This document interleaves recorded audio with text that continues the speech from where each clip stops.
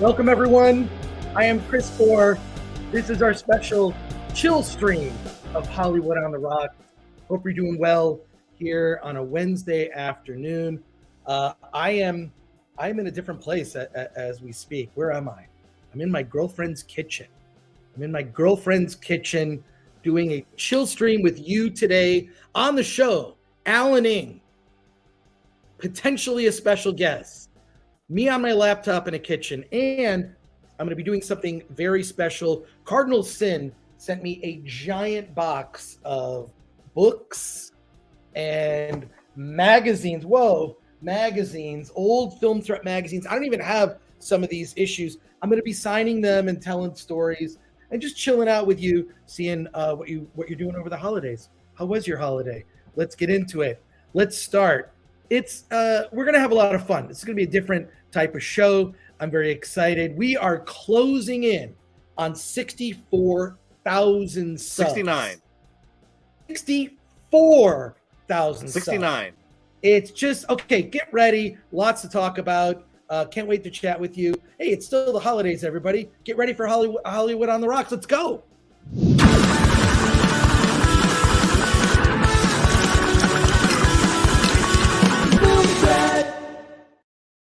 Hey, Alan. Alan, here we go. Hey, it's weird that turns out that way. It just says Film Threat, diverse opinion. I know. All right. That's weird. I didn't plan it that way. I didn't plan for that to be the background. Maybe we need a different background. Yeah, probably. First, I have to ask you, how was your holiday? How's everything going? Yeah, holiday was good. Christmas was good for us. Just family. Just hung out with the family. Yeah, for some reason, people are still scared of COVID. So it was small. Oh, really? Yeah. Oh, okay. Small family gathering. My relatives who live in LA. Those are the ones. Gotcha. Well, I had a very good, quiet Christmas with my relatives. I made bank on the gifts. I'm not. My girlfriend, Linda, is a present ninja. She found stuff on eBay. She went out. She was buying stuff since July. I'm embarrassed. I'll show some stuff off on Friday. On Friday. We have a different show and tell today. But yeah, I just feel really grateful. Always around the holidays, I just feel grateful. Not just for family and, just sort of everything that we've survived over the year. You look at all the terrible stories in the news. I always feel like, God, I feel so grateful. Like so many other people's lives are worse than mine. I'm sitting in a kitchen on the east side of Los Angeles talking to you. Well, absolutely. I mean, it's been a tough few years. So it's just kind of nice to reconnect with people again. Well, cheers to you, Alan. Cheers to all the Film Threat team. And cheers to everyone. Hail to everyone in the chat. Yeah, we got a lot of people in the chat. Welcome. And by the way, I want to say hi. Oh yeah, I want to say hi to. I played Marvel's Avengers on the Discord server. Thanks to Jaimin and Hannibal Grimm for joining in for a little bit of the fun. Oh, that's great. I have to. God, I don't really do a lot of multiplayer stuff, but my gamer tag on PS on the PlayStation is GBone77. It goes all the way back. Goes all the way back to 2005 when I waited 18 hours overnight outside of a Best Buy to get the Xbox 360. I had to come up with a gamer tag, and then so I don't know why I picked it. G-Bone. That's like, we sort of had joke, my friends and I, when we go to Vegas, we had joke Vegas names, and mine was G-Bone, which is I was ironically trying to be cool, failing miserably. And then 77, we all know that what that's a reference to. Let's see who's in the chat before we kick things off. Enrico Palazzo for 5 says, what would you say is a better James Bond parody, Austin Powers or OSS 117 movies? First of all, I love the OSS 117 movies. They're like this sort of extreme version of James Bond. I don't know, God, to choose between the two, if you had to choose between the two. I mean, I love the Austin Powers movies. I don't know if they really hold up, but OSS 117, I think, is more authentically James Bond. What are your thoughts? Yeah, I mean, I've not seen the OSS, so Austin Powers would be there, but I would also have to throw in the first Casino Royale. I've seen that one at least 20 times. Yeah, with Woody Allen, David Niven was James Bond. Love it. David Glenn for 5 says, what is it about the 2-sentence series / movie descriptions that streaming services provide that makes them seem so unappealing?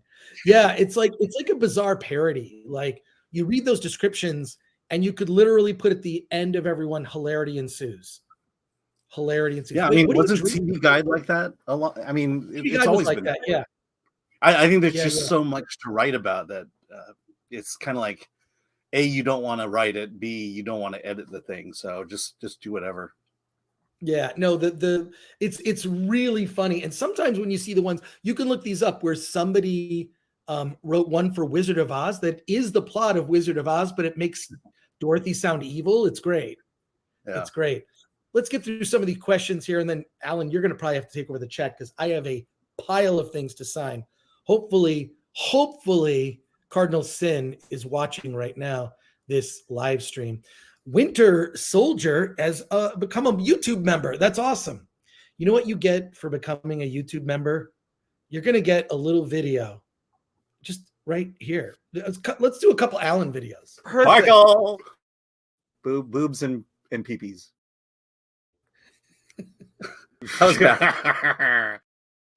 Hey, and you're wearing the same shirt as that one. Thanks for becoming a member. That's great. John Manilang, 6 minutes late, a new record. God, well, look, it is the holidays. Cut us some slack. Fur to the future. Thanks for that, John. I appreciate you being a member. Fur to the future says, start the show, you filthy animals. Yeah, we'll never. I think the worst being late was our holiday special because we were waiting on a video. We were waiting on. Yeah. Oh my God, I love that video. I want to almost play it again because it's so good. Aaron Taylor says, damn, Chris, I watched RR last week for the first time. I've watched it 3 times since. See, and I finally convinced Gary on the Nerdrotic Nooner. He finally said that he would watch RRR, and we're going to talk about it next week. Well, I appreciate it. I think it's one of the best movies of the year. It's in my top 5 for sure, if not top 3. Yeah, by the way, I found out Friday you forgot to invite someone to the holiday party. Who? To Gary. Well, yes, this Gary, guy, Cocaine Bear. And Cocaine Bear wasn't invited. And I like to say he relapsed, and it's all on you. It's okay. So my girlfriend and I we saw Babylon. It's my 3rd time seeing Babylon. Still the same flaws apply, but she looked at all the trailers and she's like, the only movie she wanted to see was Cocaine Bear. All the other movies she didn't care. It's kind of funny. Shucksy says, love these Film Threat logos. Excellent job. Well, thank you. Jim from Portland is responsible for most of them. If you're on our Discord, we actually have like a Film Threat merch. We're going to be turning a lot of those into merch. So thank you for that. Imperfect says 69. You know who else says 69 a lot? Who? Trick you there.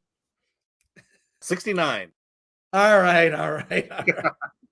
Solomon Thornton says, hope you had a great Christmas, Chris. I hope you had a great Christmas as well, Solomon. Mine consists of watching Die Hard, my local theater, with my family, and graduated from college. Oh, that's awesome. That is awesome. Seeing Die Hard in the theater now, oh my God. What a break from like so much garbage of late. Toxic Waltz N8, I ate a lot this month, and my body is punishing me with a cold because it knows the sugar hiatus is coming. Oh God, I have to do that. After the new year, I look at myself sometimes, I'm like, oh my God. I have to I'm definitely going on like a fast after the holidays. Kung Fu Hot Dog says, Chris, got myself Krull on Blu-ray, as well as the Conan films, and Red Sonja to feast on. Oh my God, that first Conan movie with the score by Basil Polidoris is so phenomenal. That's great. And Krull kind of holds up. I mean, it's like a weird mix of fantasy and science fiction, because it's these invaders who have come in to sort of a medieval fantasy land, and this sort of mixing of, it's like Star Wars meets Lord of the Rings in a way. Hey, Cardinal Sin is here.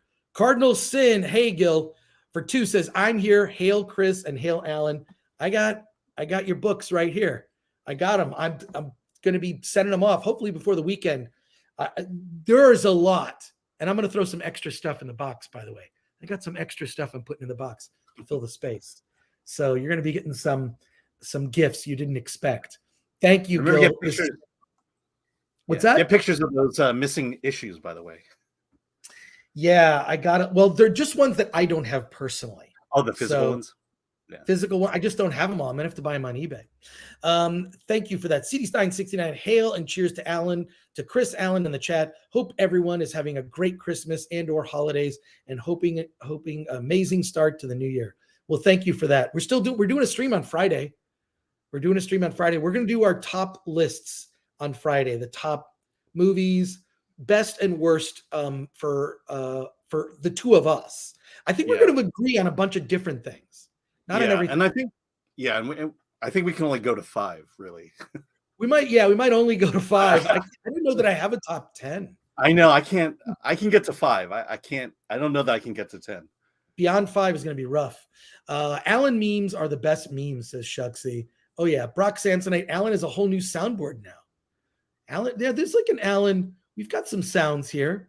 MK Solid 82. Chris, brace yourself for this one. What if they remade Indecent Proposal with Bob Iger offering $10 million for one night with Alan? Oh, Alan, intriguing. What do you think about that? That would definitely be an indecent proposal. Alan will take it. You know how I am with Disney money. It doesn't take much for me to get it.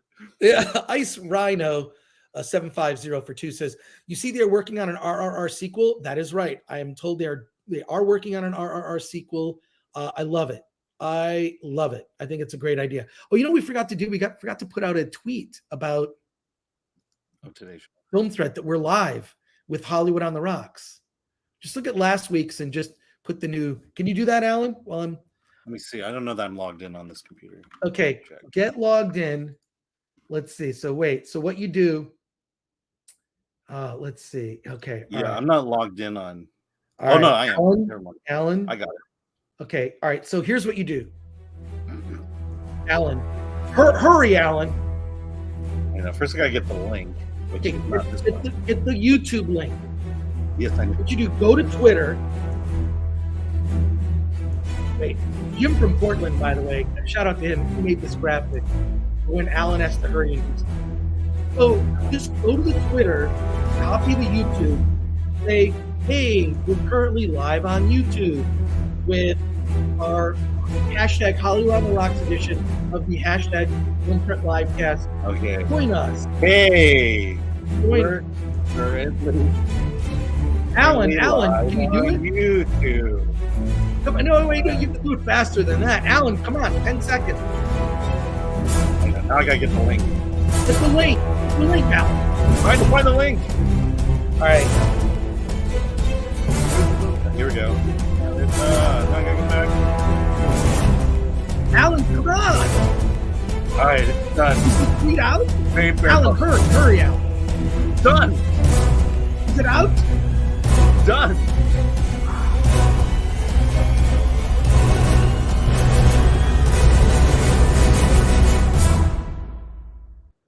You made it. That was great. Yeah. I see the tweet. It's out. I'm gonna go to my personal account. I'll retweet it. You could have tagged us in it. Well, whatever. Yeah, but there was this music behind me. And, there's something stressful about that music. Yeah. It is so stupidly stressful. Just doing anything. So there you go. What were you saying earlier about Bob Iger and? Oh, you want a clip? Is that what you're asking for? By the way, we are at 64,019 subscribers. We made it. If you are not subscribed, yeah. Hey, tell you what, if we get to 65,000 subscribers by the weekend, I will see Avatar in 4DX. All right. Well, I don't know if who is that? That's a gift for you. What? To see a 3-hour...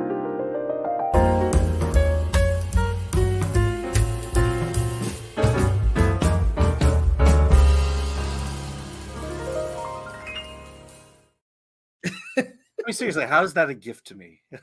Oh, that's right. You have to sit there then for 3 hours. Yeah, and then I'm being shaken. And tell you what, I'll have a large soda on me, and I will be drinking it while my seat is shaking violently. And but make it as torturous as possible. Well, so seeing Babylon a third time, I can see what's interesting about that movie. And Damien Chazelle is doing a couple Q&As here in Los Angeles. There's a screening, I think, on Thursday. He'll be at 2 of the screenings. A Q&A moderated by our friend Scott Mance. This movie's divisive. A lot of people, the running time. My girlfriend, I was pointing out that final montage just is kind of doesn't make a whole lot of sense.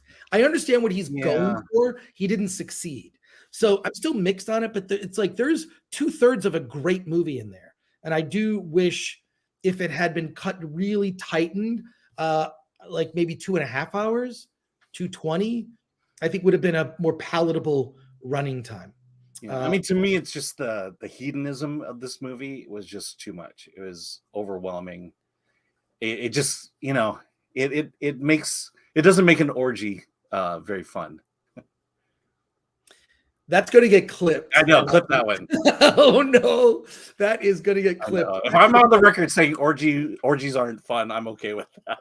Okay, let's get through these chat comments here, and then I'm going to hand it over to you because I'm going to be signing a bunch of old paper here. Tyler Wolf for 2 says, "How does 2023 look for cinema in your guys' minds?" It's better than this past year. And I'm looking forward to June alone is going to be like back to the old school Hollywood summer with a lot of every week is a big movie in June. What are your thoughts on 2023, Alan? Yeah, I mean, it's better. I think the biggest problem is all the lessons learned in 2022. Not enough time to invoke it into 2023. Right. And so we're still going to get a lot of the same crap because those films are in the can. And the ultimate question is, have the studios learned a lesson? We'll eventually talk about it, but Avatar just hit $1 billion. The money's there. People want to go see movies. But it's the content of these movies and we're not even talking the woke stuff. It's just horrible storytelling, inability to create something that's interesting or will appeal to the masses. And I'm not sure, honestly, I think the only thing we're looking forward to soon is Guardians of the Galaxy. I can't think of anything else that's really, piquing my interest for next year. Megan. Oh, man. Yeah. Well, I'm going to see Megan next week. And then I think Oppenheimer. Yeah, Oppenheimer, okay. Oh, yeah. MI7. Yeah, MI7. And John Wick 4. John Wick 4, I hope is good. I was not impressed with 3. But I'm looking forward to this year. This past year has been pretty awful. Yeah. Like in terms of tentpole blockbuster movies, I can think of 2 that lived up that I thought were decent. Only 2. Mm-hmm. And then when it comes to your Hollywood Oscar awards movies, that may be almost a genre that's dead. That's something for us to talk about probably on Friday. I want to get through these. I'm going to get through the current starred chat comments that we have. I'm going to get through those. Okay. And then what I'm going to do is I'm going to start signing all of these books and magazines. But let's get through these. We have Larry has become a YouTube member. Well, thank you for that. Cardinal Sin says, lick that like button for Film Threat. We appreciate it. And I'm trying to cover Kind of covered Space Cadet for 10 says, recently discovered you guys and love the show. Learned about Danny Boyle's Sunshine through Critical Drinker and was wondering about your thoughts on it. I love Sunshine. That is one of my favorite modern science fiction movies. I saw it in a theater. Chris Evans in it he's phenomenal. It's the fact that it's a really tragic ending. Maybe I shouldn't have said that. But there's something tragic about it. It's basically the sun is dying. They have to kind of reignite the sun, and really great science fiction. Much respect to Critical Drinker. I think I reviewed Sunshine on Attack of the Show during a DVD Day. That's how old that movie is, but I do have a copy of that digital and on DVD. But yeah, great movie, Sunshine. If you have not seen it, Cillian Murphy's in it. Fantastic science. Now this makes you just want to watch it. Yeah. Want to watch it. Oh, Michelle Yeoh's in it. Benedict Wong is in it. Great cast. Yeah. Mark Strong. So and one of the things in it is that the Benedict Wong, his character, he screws up the math, which almost throws their mission off. So they're not like. So it's real fiction, because it is real fiction. Yeah, because exactly. I know that would never happen in real life. Really old movie says, like that smash button. Well, hell yeah. Thank you for that. Stassi77 says, seriously, y'all week I was listening while working on a heavy deadline. Every time that music came on, I started frantically rushing. Had my heart pounding. Well, we'll save it. I'm not going to use it willy-nilly. Want Biscuits says, whatever Alan's dog is licking must be delicious. Yeah. She tastes it on both ends. So let's just say that. Is done in a way that Disney stories, because flies overhead, you kind of feel the weight of that. They are developing characters. Yeah, it's got 2 more episodes. This is it's if I wasn't, but now that I am, I think your dog needs a treat. Yeah, I know. Do you realize we're wearing the same that shirt? clip needs to go faster. Okay. Do you realize we're wearing the same shirts that are in the clip? Yes, we are. That's pretty funny. Well, I mean, if I stop wearing Film Threat shirts, you got to plug more variety. Yeah. Plug. Oh, by the way, I want to get this. Let me share a screen here. There's just a few more days left. Okay, for this. Oh shoot, where did I put it? Here we go, right here. Just a few days left for the Make Marvel Mail Again shirt. The link is in the description of this episode. I was incorrect. X-Ray Girl put this together with Gary from Nerdrotic. All of the money for this goes to charity. I don't think it was a good idea to just throw it in the Film Thread store, a Film Thread shop. And it's literally just a bumper sticker thing that popped into my head. And so I give it to the world. $27 US, includes shipping, and the money goes to prostate cancer. So do you have the link for that? Can you post that in the yeah, the link is actually in the description of this episode. Okay. But I'll post it like right now in the chat. How about I do that? Yeah. There we go. I do need to get one. I think the blue makes the best. Yeah. But the thing is, it's pre-order right now. They'll be shipped out next year. I don't know if he's going to do another one, but that's it. Yeah, it's also in the description. So there you go. Cool. I'm definitely going to get the blue one. Here's what's going to be weird is running into people in real life who are wearing that shirt. I wonder if it's going to provoke people to get pissed off. Do you think? What do you think? So. I'm looking at like the Google search on it, and so now you're on Streaming the Magic. You're on BitChute.com. Oh, really? On that BitChute? Yeah. Let's see. I think that's the only one at least the only one Google's pushing me. But yeah, I mean, it's to me, it's just the fact that you posted 4 words and everything that was extrapolated from those 4 words, and people are making a lot of money off of these 4 words, more than we are at least. Good. All I can say is this: get the shirt, and you see me at a convention, I'll give you one of those. I'm not a big hugger, but I'll shake your hand. I'll do that shoulder kind of very manly kind of shoulder hug thing. You know, kind of reach in for the shoulder thing. That's we'll do the, that's if I see you with the shirt, I'm going to say hi. So there you go. All right. Hey, if you're not subscribed to the channel, please subscribe. We're trying to get to 69,000 subs. Oh, wow. Yeah, almost 500 people watching live right now. So that's awesome. Oh, hey. Oh, cool. Yeah. Great. Yeah, we'll return to that. Back to our comments here. And we may be bringing on another special guest. There's a lot going on. MK Solid 1 for 199 says, don't Google Michelle Yeoh's feet. Alan? I knew you could do this. Okay, just Google it and share. Oh my God, Adrian Curry. I'm totally getting that. Adrian Curry, who's a member. Love Adrian. Thank you so much for for basically doing good for charity. Who could be against that? Who could be against doing something good for charity? Yeah, so, that's pretty. Yeah. Alan? Yikes. Yeah, don't Google Michelle Yeoh's feet. What? Does something else come up? Well, no, but she's been wearing high heels for her entire life, and her feet are a little deformed for it. Oh, there you go. Yeah. Woo! All right. Oh, I don't want to picture that. Wes, Indy 5 this summer too, but it's probably going to be so bad that it will fizzle out in a couple of weeks. They can't burn Indy fans and get away with it. Yeah, I'm sort of iffy on that one. Iffy. Over 500 people watching. That's great. Greasy Guido says, I saw the new Jurassic World in 40X and felt like I got beat up. I like 40X for certain movies. I saw the Meg in 40X. Remember the Meg? Yeah. I saw No Way Home, and I saw Top Gun Maverick in 40X.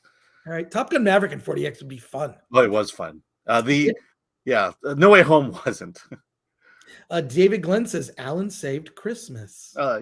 Thanks to Jennifer. Ken Bogus says, just got in and Gore is telling Alan to Google Michelle Yeoh's feet. I need to unsub. Ken, don't. Ken made that graphic of me as Jake Sully from Avatar, which I posted. Look, I had it scheduled for the 31st.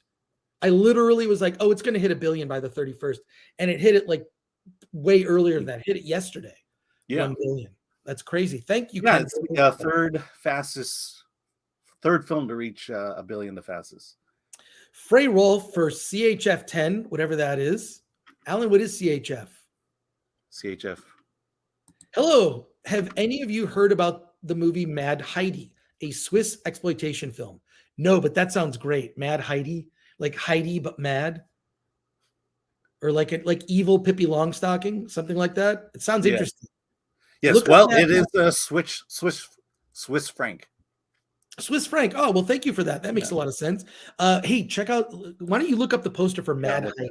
I love exploitation movie posters. Mighty Healthy says, I need this music playing during a trip to the bathroom after Taco Bell. Hi, Chris and Alan. You guys rock. Thank you for that, Mighty Healthy. And Beg for Mercy. Thank you for that. Pilgrim Media for 2. Sir, thank you for all the great information in 2022. Well, thank you for your support. And you're going to send me, Pilgrim, make sure to send me that self-addressed stamped envelope. I will remember, and I'm going to send you a film threat patch.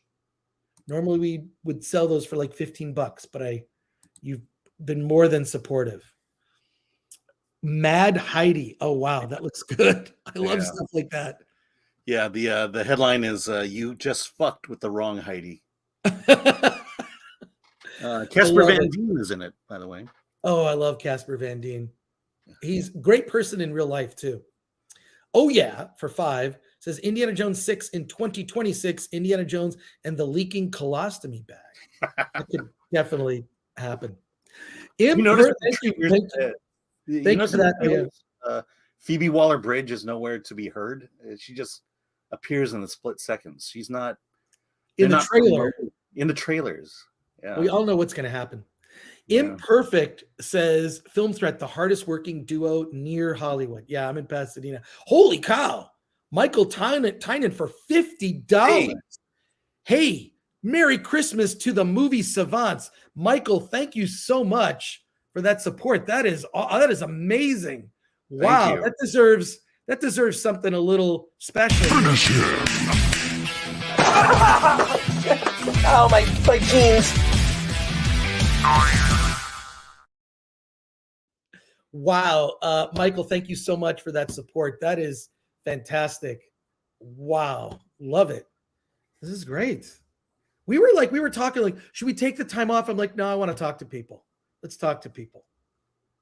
Let's talk to them. Okay, back to your comments. Wow, that is great, Michael. Thank you again. More comments here. Ram Bam 3000 says she's got offset toes from wearing bad shoes as well. Yeah. Ooh, and how was Babylon in 40X as Toxic Waltz? I felt like it was like 40X. No, it's just I like seeing it because a movie where you come away, sometimes a movie you see, your opinion about that movie will evolve, right? I can't say that I loved 2001: A Space Odyssey the first time I saw it when I was 5 years old, right? Or when I saw The Empire Strikes Back the first time, I remember being pissed off. I remember people got up in the theater and said bullshit, like the movie didn't have an ending. And at a cliffhanger, that was like radical at the time. So it's interesting. And then now it's evolved. Everyone pretty clearly says Empire Strikes Back is the best Star Wars movie. It wouldn't be if not for the first film, Star Wars. Mm-hmm. I don't really call it A New Hope. But in any case, your opinion about a movie can evolve. And I'll say I definitely like Babylon more having seen it now a third time than the first time when I was like, this is all over the place.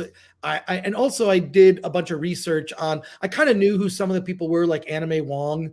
And what's her name? Clara Bow was one of the other, was basically Margot Robbie's character. It was great to research almost everything that happens in it. Almost everything that happens in Babylon is based on some true event, but it's fictionalized. Hey, wow. Look at this. Adrian Curry coming in for 20. Hey, she says, my feet are destroyed from heels. Don't hate on that poor lady, chat. Well, there you go. Yeah. There you go. God, thank you, Adrian, for that. Thank you. I owe you a drink when you come to, if you ever come back to LA, we're going to hang out. Cannot wait. Or maybe at a convention. You know what, Adrian? You know what convention you would really love, Adrian? Is Dragon Con in Atlanta. You would really love Dragon Con in Atlanta. It is a lot of fun. Worth the drive if you get out there. So you could do some panels there. We'll talk, let's talk offline. And I'll there's a pathway to get to Dragon Con. I'm sure they would love to have you. Thank you, Adrian, for that. And thank you for clarifying on the heels. Raylo Normie says, Chris and Alan, why did I not like Glass Onion? I can't put my finger on it. Seriously. Yeah, there's something about it that's missing from the first one. There's it's sort of way too proud and way too proud of itself, way too clever. It's just not, I don't know, something about it. Also, it's just like big for big's sake. Holy cow. I mean, I finally did see it. I liked it. Same here. I liked it, did not love it. Yeah. I mean, I had fun with it. But yeah, I don't know. It's too long. Yeah. Almost every movie now you can say it's too long. It's too long. Cardinal Sin just gifted 20 Film Threat memberships. That's awesome. For the lucky people who got those Film Threat memberships, go to the community tab. There's a lot of special content just for members, including access to our Discord. Holy cow, another one. Michael Tynan just gifted 10 Film Threat memberships. Okay, thank you. This is great. This is awesome. So make sure you go to the community tab, and there's members only content, video, pictures, lots of great stuff. So yeah, I just updated the Discord link. So that's great. Discord. It's probably the only place you can have a reasonable discussion about films at the moment. Toxic Waltz N8 asking a very pointed question. Okay, where is Bros on your list? The other top 9, I'm very interested in hearing. Top 9? Yeah, Bros is not going to be on a top anything. More than likely going to be one of the worst films of the year. So there you go. And wait a sec. What is this? PLN 29.99 from P. Selix says, Alan, you got to look for it. Alan. I know. Alan, are you? We've looked this up. Alan, are you looking? Alan. Yeah, here we go. Here we go. What is it? It's a Polish Zol team. Oh, Polish. Oh, that's great. I'm part Polish. So there you go. Thank you for that. Hello, Chris and Alan. To be honest, let's focus on the positive. What's good do you think is awaiting us in 2023 in movie and television? Happy New Year. I don't know. Well, we haven't been to Sundance yet, although I've seen a little glimpse of what's coming at Sundance. I'm not really enthusiastic at all. At all. Yeah, I'm looking forward to South by Southwest. I think there'll be good momentum going into that one. Yeah, I don't know. I'm looking forward to Guardians of the Galaxy. Looking forward to that. I'm looking forward to the new Mission Impossible. Yeah, I mean, stuff that we talked about before. We'll see. I don't know. Squid Game. Is Squid Game out next year? The new Squid Game? That could be really interesting. So, and who knows when the new RRR. I think Mission Impossible is the only film that is maybe guaranteed to be a big hit to do well. Right. Thank you, P. Silix. Enrico Palazzo for 5 says, I thought Margot Robbie's character was based on Mary Astor from Maltese Falcon fame. Astor was famous for having slept with the USC football team. There's a lot of stories that were kind of merged together. Clara Bow is the main inspiration, from my understanding. I read an article about some of the inspirations. And then Brad Pitt's character was based on Rudolph Valentino, but it's like there's a lot of different stories that kind of melded together and mixed. Adrian Curry says, Knives Out, we all loved The Maid. Glass Onion, no one cares about that main chick. That was the problem. Bingo. I feel like she just didn't garner sympathy, you know? And oh yeah, Really Old Movies points out, I forgot, Dune 2 comes out next year. Does it? Or is it the Dune year after? Because I think it comes out October or November. Yeah. I don't even know how they're going to do it. But yeah, you're right, Adrian. That main character is just not as likable as the maid. Just not. And the fact that you don't really find out her background till kind of middle of the movie. Yeah. I think that's the big problem is you don't sympathize with her until halfway through the movie. Yeah. Patrick Lemire says Bros is definitely a bottom. Wait a second. Bullseyed Womp has become a YouTube member. Thank you for that. Toxic Wolf. Wait, Dune 2 is November 3rd. November 3rd? Okay. Wait, we already got to that one. Toxic Waltz. Anonymous. Only movie I went to see in the theater this year was Top Gun Maverick. Was awesome. Well, how many times did you see it in the theater? I saw it 3 times. Great. Yeah. So great. John Manilang, would you rather watch 9 hours of Babylon or 9 hours of Avatar 2? I'll go Babylon. I'll go Babylon. I was listening to the soundtrack. The soundtrack is great. It's on Spotify. You can check out the soundtrack. Yeah. Avatar, I think I would get a headache from the 3D. So not for me. Alan? Legit. God, that's a tough one. That's a tough one. Like I said, I will do Avatar 2 for the viewers. Just get us to 65,000. Wait, how many thousand, Alan? 65. 69. It's like, got to be a much more subtle about it than that.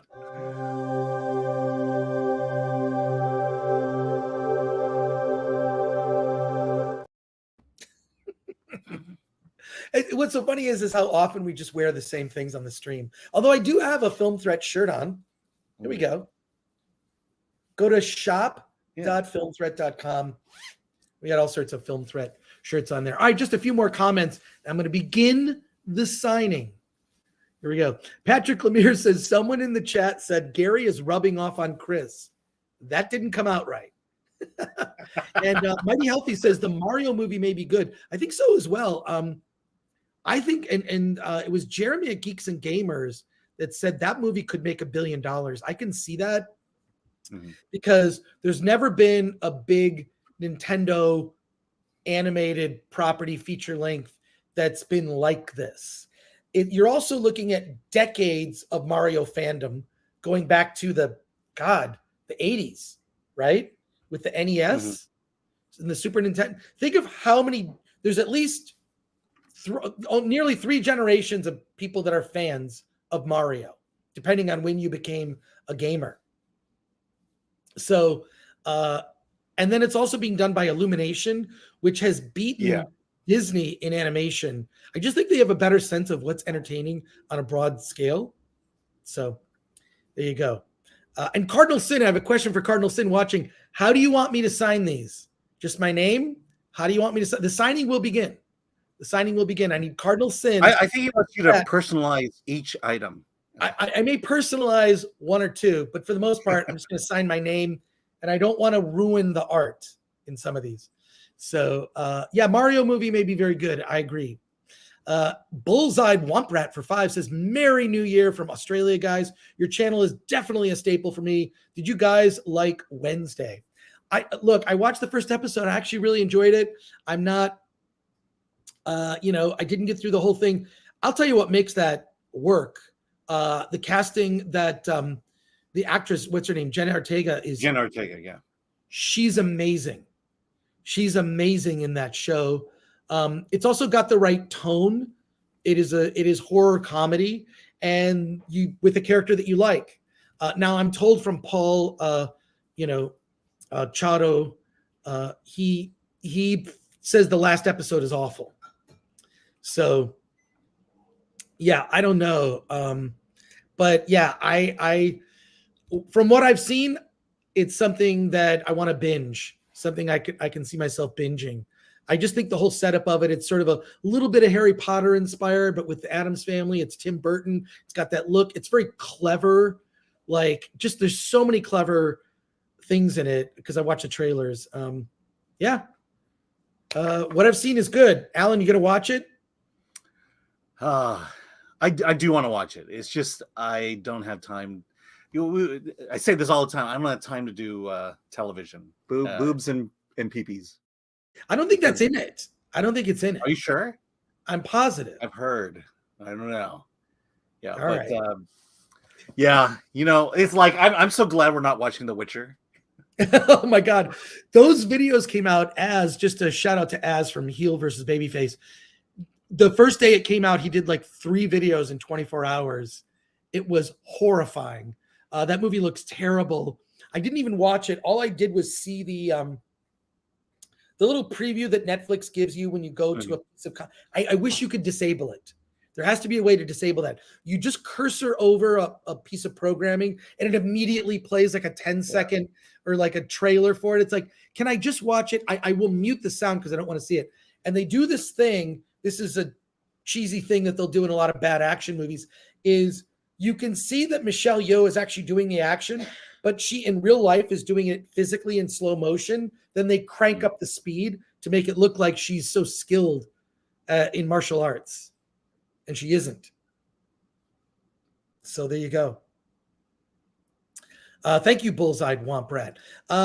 MK Solid 82 for $4.99 says, Chris, the trailer for 65 with Adam Driver looks really cool. Also, FYI, Jessica Chastain has beautiful feet. I don't know where we got off on a feet thing, but how did we get off on this feet thing?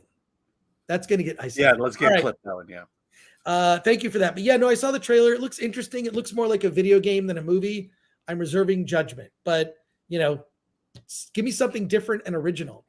Yeah. Elvis Gurr says, is Alan wearing a 69 shirt? Are you? No, you're not.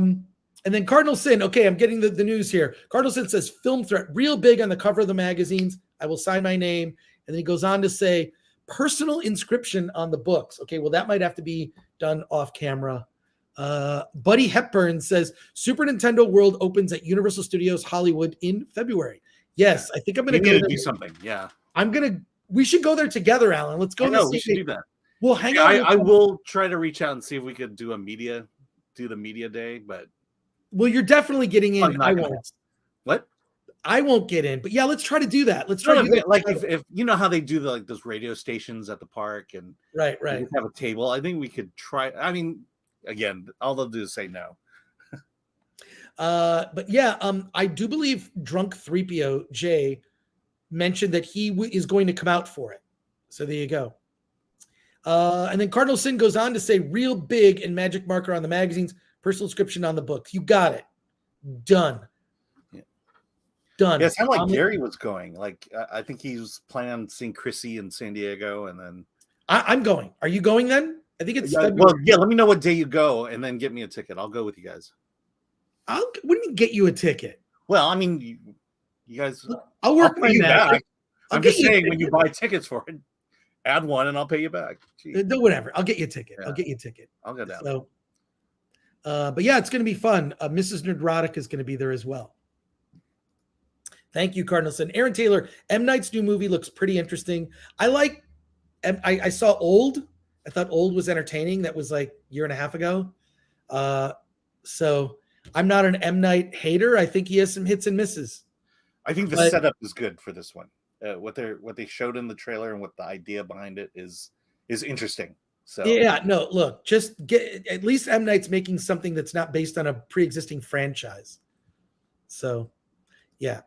Lee Woodcock for 2 says, have you seen Rogue Heroes TV show? Excellent. I have not seen it. Where's Rogue that? Heroes. Can you look up what it is, Alan? Yeah. And then Sheriff Bullcrap for 2 says, Chris, watch Black Christmas, mid-70s Canadian horror film. That's great. All right. I think I've seen Black Christmas, but like way back in the day when I used to work at a video store. Pirate Queen says, Alan, your daughter might like Wednesday. There you go. Your daughter might like Wednesday. Yeah. She might. Oh. She might. It's on Epix. It's on Epix. Okay, cool. All right. That looks interesting. There you go. Yeah. Cool. Teague for 2. How do you feel about 2.5D cell shaded animation? I don't mind that. Is that a reference to like the Puss in Boots, where it's sort of part 3D, but it's like I've seen a lot of anime do that recently, where it has a 3D feel, but it looks like it's 2D. I actually enjoy it. I saw Dragon Ball. Yeah, works best with action. It definitely works best with action. I just didn't like it that much in Puss in Boots. It didn't bother me, and I saw it in the new Dragon Ball feature that was in theaters, and I kind of enjoyed it. So Teague, I like it. Yeah. I like it's a new Spider-Verse. Look, I used to make animated movies when I was a kid. I made stop motion animated clay movies from the time I was 9 years old, and I made them through high school, beginning of high school at least. So there you go. Lee Woodcock. Have you guys seen, okay, here he's saying, have you guys seen Rogue Heroes TV show on Epix/BBC? It's about the founding of the SAS in World War II. Amazing how the show gets made in 2022, since it's almost all white men doing heroic things.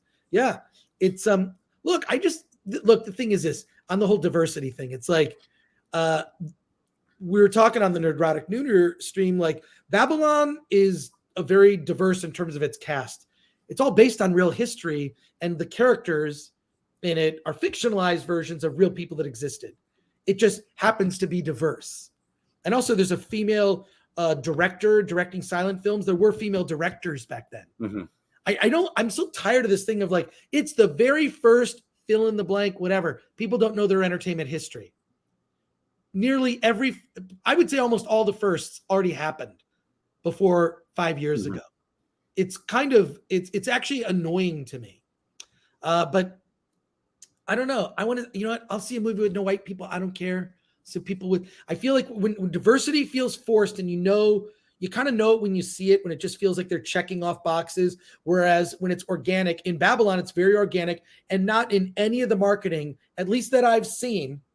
I'm not 100 in any of the marketing that I've seen. They push this thing of like, Babylon, look how diverse Hollywood was back in the way. Yeah, back in the day, because, well, it was back then. So all these people claiming it's the first this, it's the first that. Dude, they even did nudity back then in movies. It wasn't until later they had all these rules like the Hays Code. Yeah. Alan, you talked about that documentary about nudity. Body Parts. I mean, Body Parts is about nudity in film, but it did go out of its way to point out that the 20s and 30s was a time that you would call female empowerment. There was a lot of women in charge, making movies. Mae West was probably the biggest known one at that time. They were heads of studios. They were heads of Lucy. Yeah, and it wasn't until the Hays Code that Right. that stopped. That women were now being pushed into the background because they they wanted to bank on men at that point, since they were now limited in the kinds of stories they could tell and the way they could tell them. Right. But yeah, I can't see my next movie full of white people. I actually don't care. I grew up watching a lot of Asian cinema. Tell me a good story. I don't care. Yeah. This is, look, a lot of children's stories are told with animals. It's ridiculous. Yeah. I mean, for me, it's just the hypocrisy. If Hollywood's going to parade around the fact that they're diverse and that they're embracing diversity, the reality is they're not. They're just trying to present a message, trying to present an image that they are, but they actually aren't. Well, I think just stop saying it. Just stop saying it and make your damn movies. It's all about overcompensating for things, if you ask me. Just my opinion there. Buford T. Justice for $9.99. Don't trust M. Night after that disgraceful movie, Unbreakable sequel, Glass. Oh, Glass was terrible. Yeah. There's no doubt Glass was terrible. I did enjoy Old, sort of a self-contained thing. Glass was a missed opportunity. It was a missed opportunity to create a weird, bizarre, sort of self-contained comic book universe. I did not like it. The only movie I was more angry walking out of was Last Jedi. There you go. Yeah, well, I mean, I think you could say M. Night is inconsistent. He's still inconsistent. Cardinal Sin says, I have an extra copy of the Ren and Stimpy Christopher Walken is God issue. I love that issue. I think I'm about to sign it. My girlfriend went and took off all the plastic bags. I have to put them back in. Yeah, she's great. So adorable. Yeah. Although she gets embarrassed sometimes when I talk about her on the stream. So I'm going to. I know, because she'll get a response like that. Yeah. Oh yeah, for two says, are y'all hiring any interns to write reviews? We don't hire interns for reviews. We do hire writers, and there is sort of a, you almost have to kind of like, there is sort of like a process. We got to kind of, can you hang with the Film Threat crew, a group of misfits for the most part? But if you go to filmthreat.com/contact, or just go to the website up the top, or the bottom actually, it says contact. Click on that. The email goes. And if you get ignored, it's because Alan didn't reply to your email. Yeah. I reply to all. If you mention my name in an email, I'll reply. But when it comes to the writers, Alan is the editor-in-chief of Film Threat. All writing that's on the site, Alan is the man. Yeah. So the best thing I can say is be patient. But also, we haven't really hired interns in a while. I think it's sort of like a, time management issue with us. We do have some projects coming up next year where we could probably use some interns. And I always like to make it fun. I like to see, like, what is it that you are looking for? What are you looking for out of this internship? And I like to return the favor with some mentoring, and maybe there's something I can do to help you. So, I'm always indebted to people who help us with this project called Film Threat. And look, Nat Palazzo says Jennifer Lawrence created Film Threat. How did you know? The Sound of One Man Laughing, a member says, Happy New Year, Alan and Chris, and everyone else. Love it. And Sheriff Bullcrap for two says, rather watch Lobster in restaurant than Avatar. Well, if you shot the lobster in a restaurant in 3D, that could be kind of fun. That could be kind of fun. But let's, I'm going to create a banner for this thing that we're about to do. I'm just going to do this.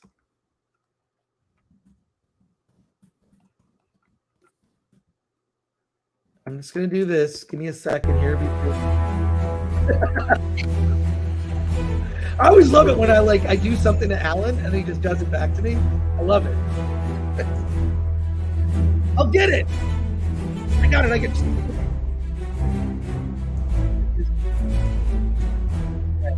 This is a good thing to do. Remembering old issues of Film Threat magazine. All right. You know what? I'm going to bring in another special guest here. Flaccid Phoenix. Surprise! Got me. Well, put a shirt on first. Oh my God. Flaccid Phoenix, who really helped launch the Film Thread channel, and like just sort of launch us to another level. Earlier in the year, then he got busy with other life things because it happens. We have a new producer, Glanuccio's not available today. Flaccid, should I take you off or no? You can keep me on. I'll just comment on Alan. Comment here and there. Yeah. Comment here and there. So welcome to the show, Flaccid Phoenix. Go check out Flaccid Phoenix's channel. It's just Flaccid Phoenix. Yeah. You got a big thing coming up Friday, by the way. I do have a big thing coming up, and hopefully Alan and Chris will be making guest appearances on it. We're doing a 12-hour stream for the Two Towers 20th anniversary of its theatrical release. And I wanted to get you guys kind of like quick little reaction to why wouldn't Warner Brothers or these studios re-release like remastered versions of the Lord of the Rings and the 20th anniversary? So you could have done Fellowship last year, Two Towers this year, and Return of the King next year. It would make so much money at the box office. Don't you guys think? That is, I think that's incredibly smart. You should work in a movie studio. I think it's dumb that they're not doing something like that, especially in light of 2021 was filled with how many movies got re-released in 2021? E.T., Jaws, Star Trek II, The Wrath of Khan, Dark Crystal, Conan. How many more? These are just off the top of my head. Fathom events, and all of them were packed. In fact, in a couple weeks, I have tickets to see Shin Ultraman. Yeah, I need to get my ticket for that one. With those tickets, and then also, Alan, I think next week I'll see Megan. You need to see that Otto movie with Tom Hanks. I've seen that already. I can talk about it. And we'll talk about it. Yeah, we'll talk about it. I know I'm under embargo, but I will be seeing Emancipation on Wednesday. Oh, you are going to go to that. All right, maybe I'll go. If you're going to go, I'll go with you. Okay, cool. But with regard to that, Flaccid, that only makes sense. Studios aren't doing that. I think they're arrogant, filled with hubris, and that like, hey, it's all going to come back, and no, it's not. And also, people are not responding to these movies. I think if you did it for a week, you just did it for 1 week. It's playing for 1 week only. Yeah, huge. And I also think it's embarrassing. It would embarrass current day people working in Hollywood. Yeah, well, I mean, these aren't like cult classics either, right? Right. These are classics. Period. Right. Combined, they have the most Academy Awards of any film series, and I think Return of the King has the most for any one movie, right? So, I mean, I feel like the movie industry loves them too. So I'm trying to figure out, besides what you just said, Chris, where people are embarrassed the fact that they can't make anything nearly as good as this. Because right now I just rewatched Two Towers for the stream, and then I'm watching Witcher Blood Origin, and you cannot it's so different. The quality of these two, it's like they're made from different planets. That's how far apart they are. Yeah, I will tell you, when Rings of Power came out, the Frida Cinema in my area, we've talked about them. They did do a marathon of the extended cuts, and they were all sold out. So yeah, maybe the big studios don't want the money, but the little indie theaters, they did it, and they made money. Alan, you froze for a second. Do you know who has the movie rights though to re-release that? Would it be Warner Brothers? I don't know. Is it Warner? Okay, yeah. I know it's Dimension Films. I don't know who owns Dimension. I know there's a bunch of weird things going on with the rights and stuff for Tolkien's estate. All right, well, let's get into it. I have a bunch of pens here. Including the ones that Gil sent me. I have silver. So let's start with silver here. Why don't I do this? Yeah. No disrespect. Hey, by the way, I'll just say, Dimension was owned by Weinstein Company, and now Disney owns it. So I'm going to talk about these. You guys will be running the chat now. I'm off. Yeah. I'm off chat. This is issue 10 of Film Threat. At the time, I was kind of numbering them in a kind of a weird way, like comic books. I didn't care about the month. This cover has artwork that was sort of a Ralph Steadman style, which was done by Glenn Barr. Just look up Glenn Barr, 2 N's, 2 R's. Glenn was a friend back in the day. I met him at Dave's Comics in Royal Oak, Michigan. He did artwork. He was the artist who did the most artwork for old issues of Film Threat magazine. We didn't really have a movie on the cover. We had kind of a thing where we would kind of mess with the old logo. And This is issue 10, which I believe was 1987. I had it printed at a printer. I used like this printer like twice and then went to another printer. It's a long story, but a lot of really interesting stuff in here. Man, just looking at this, it's weird.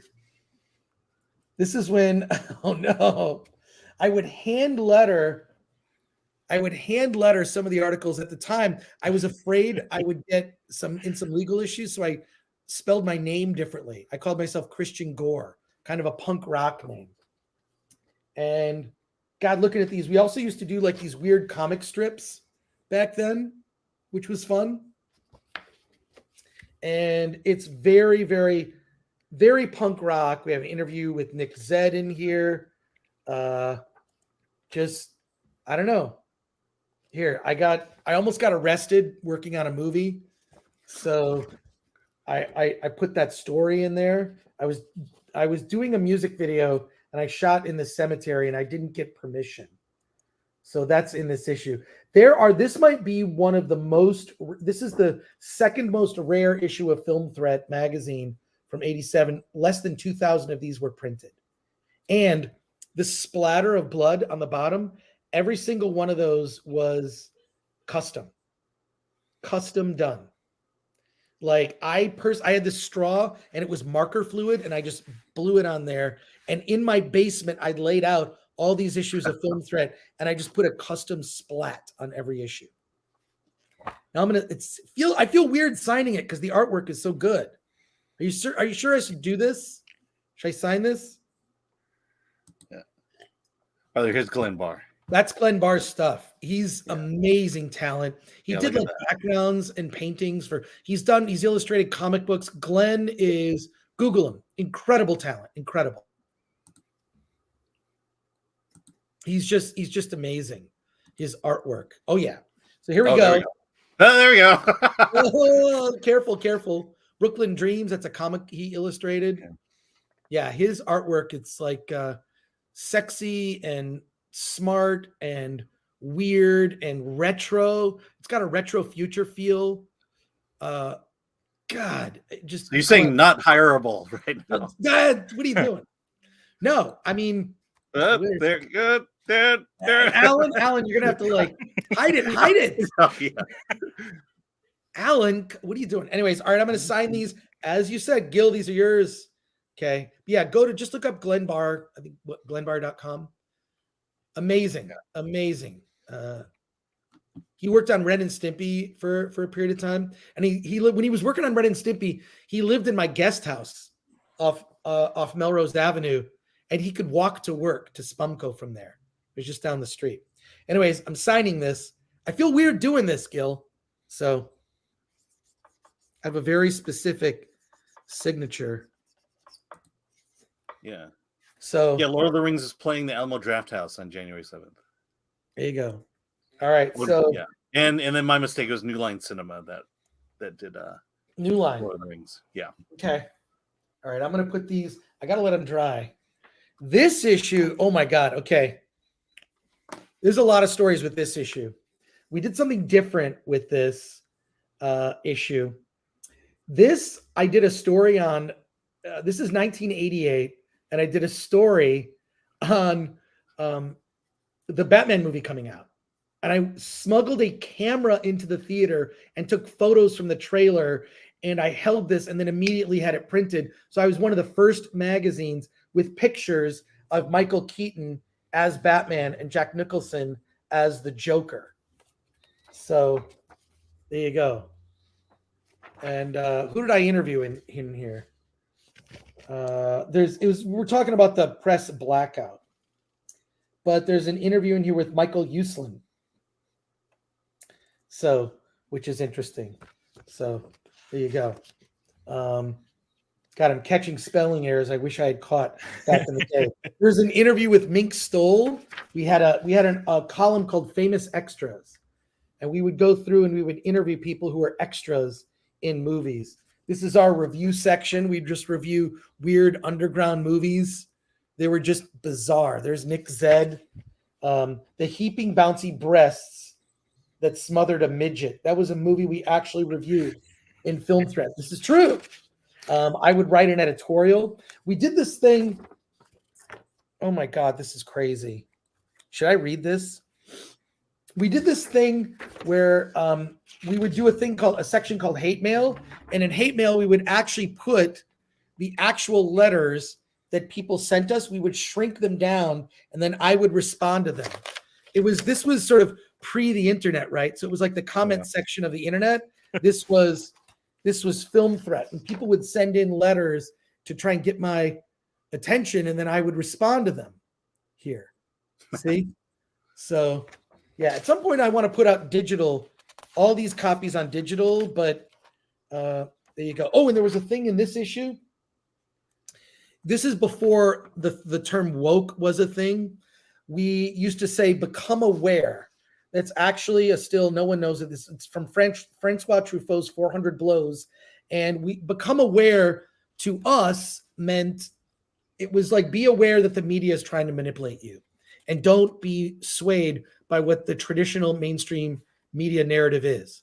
This is in the 1980s. Okay. Yeah. Thank goodness we fixed it.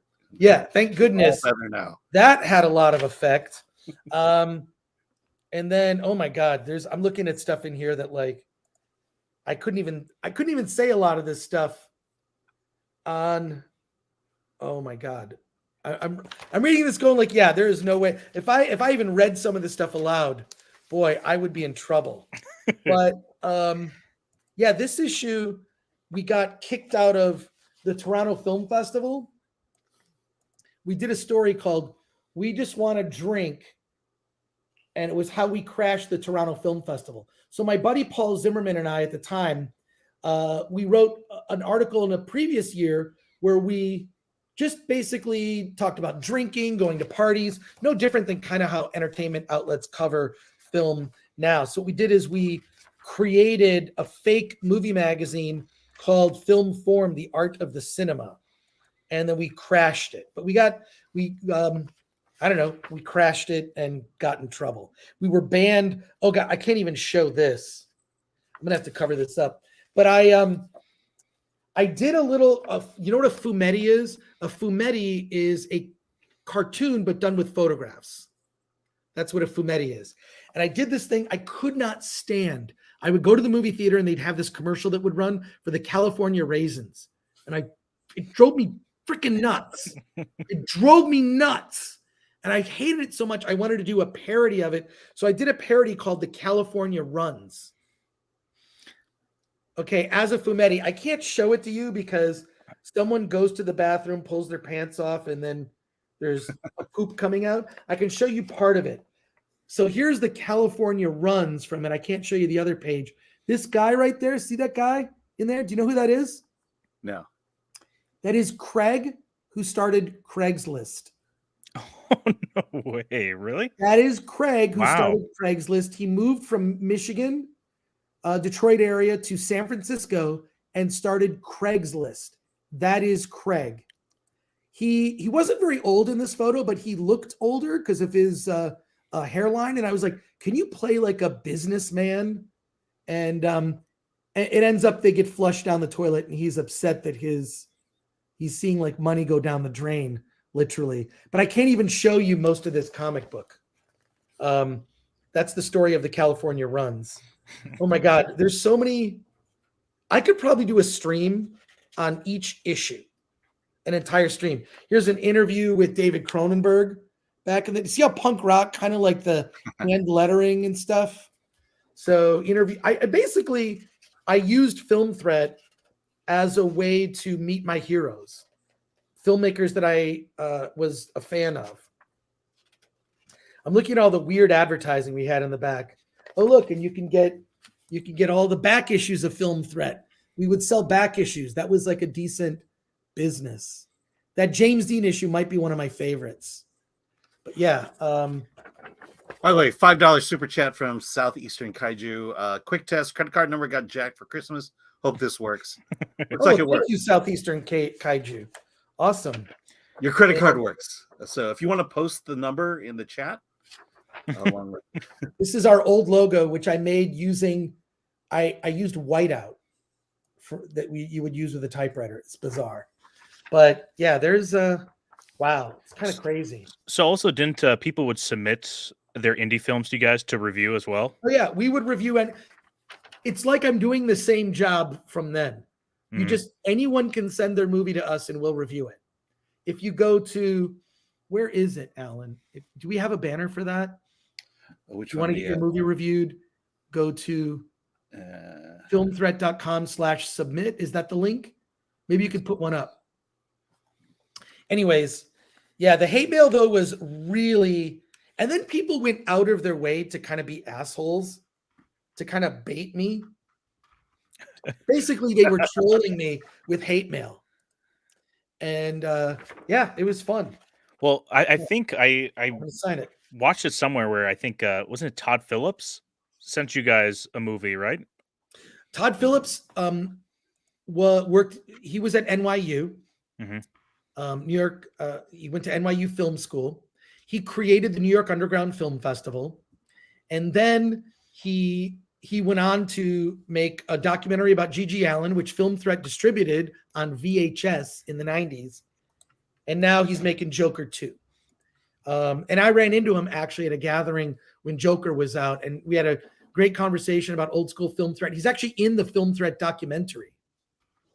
Oh yeah, that's what it was. That you showed me like a rough cut of it, the Film Threat documentary, and yeah, that was really cool. Listening to him talk about it, and John Schnepp about the Film Threat, and also hearing you charging up credit cards for yes for paper and prints. So fun. Well, this was back in the day when people were not so sophisticated. There, I've signed it. I've gone through 2 issues so far. Let's see how fast this goes. But it's weird because it just brings back a lot of memories looking at all this stuff, like people I worked with, people who did artwork.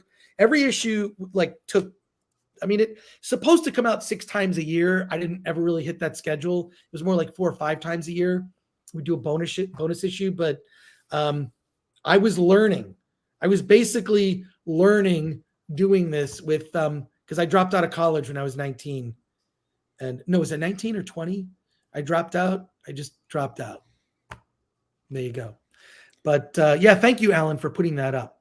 If you want to get your movie reviewed from Film Threat, just go to filmthreat.com. There's a little submit button in the top. We'll review anything, and that hasn't changed. Boy, this one is in really good condition. Can't believe I'm getting my fingerprints all over it. So we had kind of this sort of visual style is very much of its time. Here's more hate mail. Oh my God. Some of this stuff's kind of crazy, but the hate mail was always like, you would try to like insult me and I would just insult you back. Oh my God. Here's the Film Threat hockey team. We were challenging other movie magazines to a battle. Did Starlog come out? Is that? Oh man, there's just so much of this I can't show you because some of these pictures could be considered explicit. I don't know what I can show. I'm gonna err on the side of caution. But this one has an interview with Clive Barker. So there you are. And we try to do something different with the Film Threat logo. Every issue, we try to do something a little bit different with the logo. My big influence for the magazine was Punk Magazine. Punk Magazine in the 80s, which I thought was amazing. Oh, and even back then, look, we did a little demographic survey and we would send you a free Film Threat bumper sticker if you mailed us something. Anyways, all right, I'm getting a little too long-winded here. So is James Dean your favorite the cover then? Probably one of my favorite covers. Yeah, Glenn Barr also painted that in a different style. This was a column we had called Footage Fetishes, just about like weird underground films. By the way, we have a couple super chats. I don't know if you want to do them. We did a fake interview with Steven Spielberg, completely fake. And then I ended up becoming buds with Stephen Bissett, who sent me, I don't even know should I show this? I don't know. It sent me like all sorts of, we would put comic books. We would put like comic stuff in old issues of Film Threat. So really bizarre, cool stuff that I was just like, well, let's round it out with some cool comics because I like comics. I met Cesar Romero on the set of a movie called Simple Justice. And then I kind of trashed the film after I interviewed him. Didn't trash Caesar though, but the film was sort of a cheesy, low budget thriller. Here's an interview with Nick Cave. Nick, is that so... What? Nick what? Nick Cave. Nick what? Nick Cave. Messing with me. But yeah, man. God, weird looking at these. Weird. It's weird. Just want to remind the chat we are like less than 8 likes away from hitting 400 likes. So if you haven't already, smash that like button, everybody.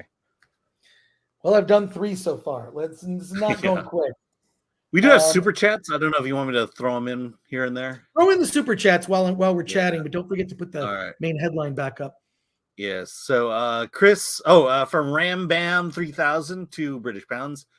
Chris, I suspect you are Hunter S. Thompson reborn. Hunter S. Thompson was an inspiration. His journalistic style, which was basically just to go and be brutally honest about everything that he saw. And his approach to writing about politics was kind of our approach to writing about pop culture in Film Threat, which made it really stand out. That's why like Todd Phillips agreed to actually be in the Film Threat documentary. I wonder if I could show, I wonder if I can do this. If I could show the first few minutes of the Film Threat documentary is not coming out for a couple of years, but there is a version of the doc. Yeah, maybe do a Friday or something. Maybe I'll do that Friday if there's a way I can show. Yeah, you got things to sign right now. I don't know how to do it. Yeah. But we're getting really close. Really close. My watch later. Okay. Where is it? Oh, there it is. Film Threat rough cut. Oh man. This would be kind of cool to show. This would be kind of cool. This is for Gil. It's for Gil. Here, check this out. Here's an issue of Film Threat Video Guide. Film Threat Video Guide was a spin-off magazine of Film Threat because I sold Film Threat to Larry Flynt. That Larry Flynt. And this was our first issue. Okay. So Film Threat was the mainstream on the shelves, 100,000 copies, right? And then I kept the rights to the trademark to the name Film Threat. So we changed the logo, and then we did a spin-off magazine called Film Threat Video Guide where we wrote about like underground filmmakers. This was the more punk rock. This was the more like spy magazine at the time. So, yeah. And here we, look, we also Film Threat Video Guide, unapologetically, we would write about movies and then we would just, because a lot of the filmmakers were too broke, they didn't have enough money to afford to be able to advertise in Film Threat. We're like, oh, so we're writing about these underground filmmakers. They can't afford Film Threat or ad rates. I said, all right, how about this? I'll give you free advertising. We'll just take a percentage and we'll distribute your movies. We didn't take any of the rights. I had this really loose contract. Basically, we bought their movies on consignment and then we would sell them through the magazine. So we did all the fulfillment. So we were covering all the business things. This is very boring right now. I can tell people are falling asleep in the comments. But the point was I wanted to help small up and coming filmmakers. And some of those people were like Todd Phillips, So I kind of want to show, but you know what? Hey, can we do this, Flaccid Phoenix? Can we show it and then clip it out of the live stream? So we'll delete it. Yeah, you can do that. You can clip it out. I'm going to show it only to the people in the live stream because we have, how many people are watching right now, Alan? 569. 70. No, it was, for a minute, it was 569. Damn it. Okay. I want to clip this out, but I'm gonna go through. So Film Threat Video Guide was our more punk rock underground. It was newsprint. We would review anything. We covered the New York underground film scene, psychotronic stuff. It was super. I can't even show you most of this stuff. It's just so bizarre. You know, we talked about movies like Necromantic back in the day, and David E. Williams was was the editor of this magazine. I was the editor. See, we had this whole phrase. Check this out. What Andy Warhol did to art, what the Sex Pistols did to rock and roll, what Nixon did to the presidency, Film Threat does to the movies. That was kind of like our way of pitching ourselves. Was like we were kind of like what Sex Pistols were to music, we were to film. That was at least that was our kind of our image we were trying to put out there. So Film Threat magazine was this more mainstream thing, and then Film Threat Video Guide was the way more punk rock, like, we covered a lot of women filmmakers were covered in these pages, but we just covered filmmakers. Weren't really like, we covered the New York Underground, Lydia Lunch, people like that. Wait, can I show that? I got to be careful here. But yeah, Nick Zed, Cassandra Stark. These are all underground filmmakers from the 80s and 90s. This they called it the cinema of transgression. So we did an entire cover story on the cinema of transgression. And I don't know, it just seemed like there was a delineation between the two. Anything that was like cost less than $100,000, we'd cover in Film Threat Video Guide. We distributed Alex Winter, a series of short films he did called Squeal of Death. These are some of the movies we distributed. Even a movie I made, a short film called Ouch, that starred Glenn Barr. I think Ouch might actually be on YouTube somewhere. And then a movie I directed called Red, starring Lawrence Tierney. You can find it in clips. In a review, somebody called it the video equivalent of onion gum. So there you go. Yeah, I was unapologetic. Here was like all of the videos that you could buy, and we just sold them because the filmmakers were like good at making movies, but they weren't like great when it came to business. So, and then we even sold T-shirts, with Lawrence Tierney's face on it. So there you go. Kung Fu Rascals was another movie that we distributed. So I don't know. Just looking at this, it's cool. What bothers me, what sort of concerns me, is there's no other underground film movement currently, right? All right, I'm going to sign this. I'm going to sign it. Here we go. All right, here we've got super chat. MK Solid 82 for $4.99. Just joking around with the foot topic. Sorry to weird anyone out. It all started with Ryan and Brie Larson. By the way, what's the best way to email Chris? Easy. Go to I got it. filmthreat.com/contact. It actually goes to Alan and I. Yeah. So to just put like in your first line, like trying to reach Chris, blah, blah, blah, blah. Yeah. So in fact, if you want your email answer right away, say this is about Chris, and then he'll answer right away. I'm pretty good about going through I am a zero inbox guy. I don't like to have email in my inbox. But yeah. Yeah, I'm pretty proud of myself. I only have 3,000 unread emails. Oh my God. This was the very first issue published after I sold. I didn't sell so much as I licensed Film Threat to Larry Flynt. Yes, that Larry Flynt. And we did an article about child stars, and sort of like, the good and the bad of it. Here was our table of contents, was what we call, it was like almost like the little pagination. When you would paginate a magazine, this is kind of what it would look like. I'm like, why don't we just make that our table of contents? And then here it says, film is the only medium left to destroy, and we're doing it. We fancied ourselves kind of like punk rock. And then the hate mail section got a little bit of an upgrade. I would always look for like weird photos. My favorite one is this one right here. Can you see this? Wait, I can't. With a guy with like this is before, that's like a 8mm camera. And it was in a book called How to Make Good Movies. So yeah, our hate mail section, we still preserve that. There were a lot of like punk rock elements that were, oh my God, look at this. Is that not? Oh, I definitely look like sort of a cliche lesbian in that picture. And here's all the there's all the staff right there.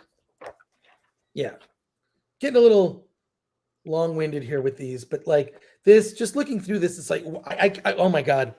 So then one of the things we'd always do is like we'd have like these sort of humor. We're just making fun of Hollywood. So we did a whole thing on the fashions of Hollywood Boulevard, which was just all the horrible people you would meet on Hollywood Boulevard. This is okay. We were even making fun of people back then, just like sort of like the typical actors, actresses that saw themselves as bum, hobo, tramp. The homeless make me sad. Just a lot of people that had like these causes and saw themselves. And the other thing we did, oh yeah, here's our little timeline of, we really were ambitious. And then right here, this is a weird thing for anyone who gets an old issue of Film Thread. See there? See this like thing right here? I'm going to try and get as close as I can. See that little black thing? That is a flip cartoon. If you flip through it, you'd see a cartoon. It was literally every issue was like, to me, I wanted to make like, it was like a classic. So. Do you have a favorite issue? Just overall, like the articles and everything in it? Of different eras, I would say I had a favorite issue. The James Dean one I thought was one of my favorites. We did an article on this movie called The Dark Backward, directed by Adam Rifkin. Right here. That's a classic. I just ran into him the other day. You did? Yeah, it was at the inspection screening. Or no, the Fableman screening. Judd Nelson was in that movie. I got to meet the whole cast, and we did an article on the special effects and all the, oh my God. There's just, I'm looking at this stuff going, I don't know that I can show a lot of.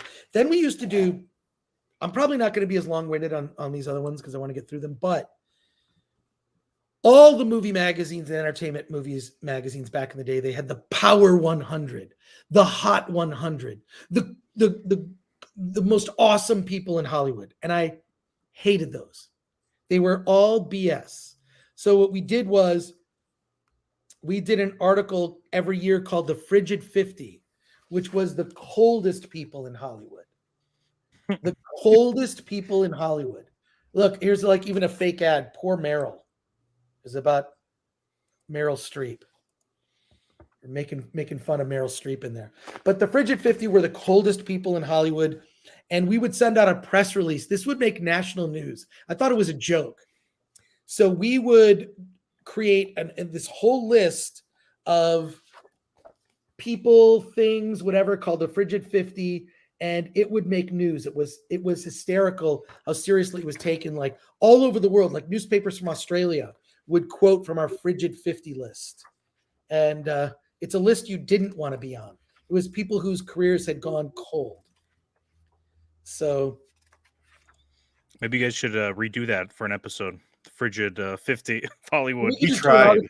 Do an article on the website. Oh, you do it on I know, we tried. I think it was Finding 50. That was the hurdle there.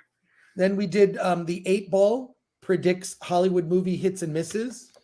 We hired a psychic once to tell us how good the Hollywood would do that summer. We were always doing something really bizarre. And just like, here's this, I ended up doing a book later called The 50 Greatest Movies Never Made. And this movie was in it.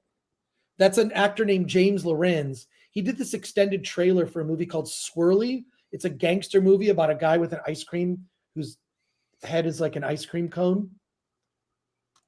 And so we would do articles about movies that didn't get made, which I eventually turned into a book called The 50 Greatest Movies Never Made. This was published, I think, in 1998, 99, late 90s. Anyways, this is bizarre. Look at this. Ooh. It's just bizarre. Some of, it could, when you look at a lot of indie movies now, they could be way more commercial. Oh, here's a movie we did a story on. It's called Nudist Colony of the Dead. There we go. So there you go. And then, I got to know Peter Baggy, and he let us publish some of his comics in here. Oh, sweet. If you know who Peter Baggy is. So we just do comics in the back by different comic illustrators. Here's one. That's Adam Rifkin, actually. It's crazy. Then we ran a contest where we gave a filmmaker $10,000 in services if they would, you want to direct a movie? Okay, you're going to get $10,000 in services from a company called Super 8 Sound. And you had to respond to this question, which was Orson Welles really screwed up directing Citizen Kane. Here's how I would have done it. So it's basically your take on Citizen Kane or a sequel to Citizen Kane. One of the people who entered was named Kevin Smith. I found his entry.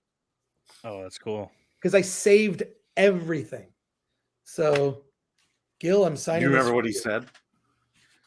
I'll have to. You know what? I think I took a picture of it. I think it's on the Film Threat Instagram. Okay. Were there teardrops on the letter? He's crying. No, not back then. All right, here, let me get to this one. Rogue Star, $10. Rogstar. In the beginning, there was Siskel and Ebert, but we've evolved. We made it better. $69 million later, we have Chris and Alan. Long live Film Threat. That's great. Cannot disagree. So, all right, so, oh man, this is going to take forever. If I'm going to be, I gotta, you got to give me like a 3-minute. Sound of One Man Laughing. Any chance of a nice hardback collecting the run of Film Threat? I would like to do one through Taschen. I don't know how I would do it, but it could be because there's not that many issues of Film Threat. I think if you include the video guide, there's less than 100 issues, like 75 issues total were published over 13 years. So I would love to do a hardback. And then at some point, I'd like to do like digital copies, but I can't stand digital stuff. Yeah. Personally, I don't like it. So there you go. And then Rec Unox became a YouTube member. Welcome aboard. There you go. And Cardinal Sin here says Kickstarter Omnibus. Be a good idea. I don't know how to do that. I would really love to do it because there are physical issues that I don't own. Yeah. But I would love to do, but I don't know how much that would, it would be expensive. This is not a cheap thing. We're talking about like a couple $100 per thing, and you'd have like a bound, all of it. It's in color, and then you hardbound. Not cheap at all. We did a cover story on Twin Peaks Fire Walk with Me, the feature film based on the Twin Peaks television show. I think we talked to everybody but David Lynch, which I really wanted to. I ended up interviewing him in a later issue of Film Threat. But yeah, we were, God, I'm looking at this. We were just always getting into trouble. Always getting into trouble. Kind of crazy. It was everything from the hate mail section to like, we just write about all the weird stuff. The thing is, because we didn't have like the turnaround, we would finish the magazine and 6 weeks later, it would be on the newsstand because there was that gap and so many things happened. I tried to make most of the issues of Film Threat. I would try to make them evergreen. So, yeah. All right. Oh my Super God. Chat. Willie the Monkey King's music channel at Dune for $4.99. 2 things. Do you still print mags? And 2, when did you meet your hetero life mate, Alan? I think Alan and I met like 6 years ago. As for printing mags, the last issue of Film Threat was 1997. Yeah, we actually met earlier, but you don't remember. We met earlier, but yeah. But it was for briefly. It was at E3. Yeah. Yeah, we did a thing. I was so annoyed, though, because Film Threat was a small magazine. Mm-hmm. So we did an article called Great Minds Think Alike, or Those Who Can't Steal. And it was all the articles of Film Threat that were stolen by other movie magazines. And we compiled a list because it annoyed me so much. I was so pissed off. Like everything from Movie Line to Premiere Magazine to Entertainment Weekly. It was like they would buy Film Threat magazine and then pitch something, and it was something out of Film Threat. I was pissed off. This is Josh Allen Friedman did our column Tales from the Casting Couch. I think we showed a video of that before. Yeah. And this was where This was back in 1992. That's 20. How many years before Me Too? You said 92? 92. So 30 Me Too years. broke in 2018. Yeah, 30 years. Well, no, actually. No, it's 30. 92, right? 92. It was 2018 was Me Too. So more like Oh, I thought you meant till now. Okay, so Yeah. 26 years. So we interviewed, oh my God, we did a whole episode log of Twin Peaks. Then we talked about, I was so excited for that movie. Then I didn't really like it at the time. Just now, my goal was always when Film Threat did a story about something, it would be the best one you could possibly do. Like incredibly well researched, like just even the presentation, the artwork, like everything about it was, and it's definitely when I'm looking at this, it's like a window of a time. It's like, oh, this was the era in the 90s, you know, like gas food lodging, right? See, we didn't make it a big deal. We just interviewed women who made movies because there were a lot of them. Now it's like, that's Allison Anders in there. Now you gotta you gotta have trumpets and I don't know, make it it was not a big deal. It's just whatever. Okay. All right. Trying to see if there's anything weird in here that I can get away with showing. And there probably isn't. But oh man. A lot of good stuff here. God, I feel like I'm ruining these by signing them. You are actually. All right, so Darth Gavel for $5. Morgan Freeman, how do you end racism? Simply stop talking about it. Yeah, that's from a 60 Minutes interview with Mike Wallace. But Mike asked Morgan Freeman, how do you stop racism? Yeah, stop talking about it. A lot of wisdom in that. All right, I think we should clip this out. This what we're going to show. Should I? Is this wise racism? You want to clip racism? No, not that. You're talking about the clip. I'm talking about. No, what you're about to do. You're thinking about what you're about to do. Yeah. So should we? We should probably change the banner so that if you're gonna do the Todd Phillips thing, I think wait till the end because then I can clip it. Then you just have it for the chat. Yep, yeah, let's do it at the end. We'll save it for the end. Stick around, folks. So here's the next issue I'm going to sign. Bat Night. This was when Batman Returns was coming out, and Warner Brothers famously hated me because they didn't like Larry Flynt.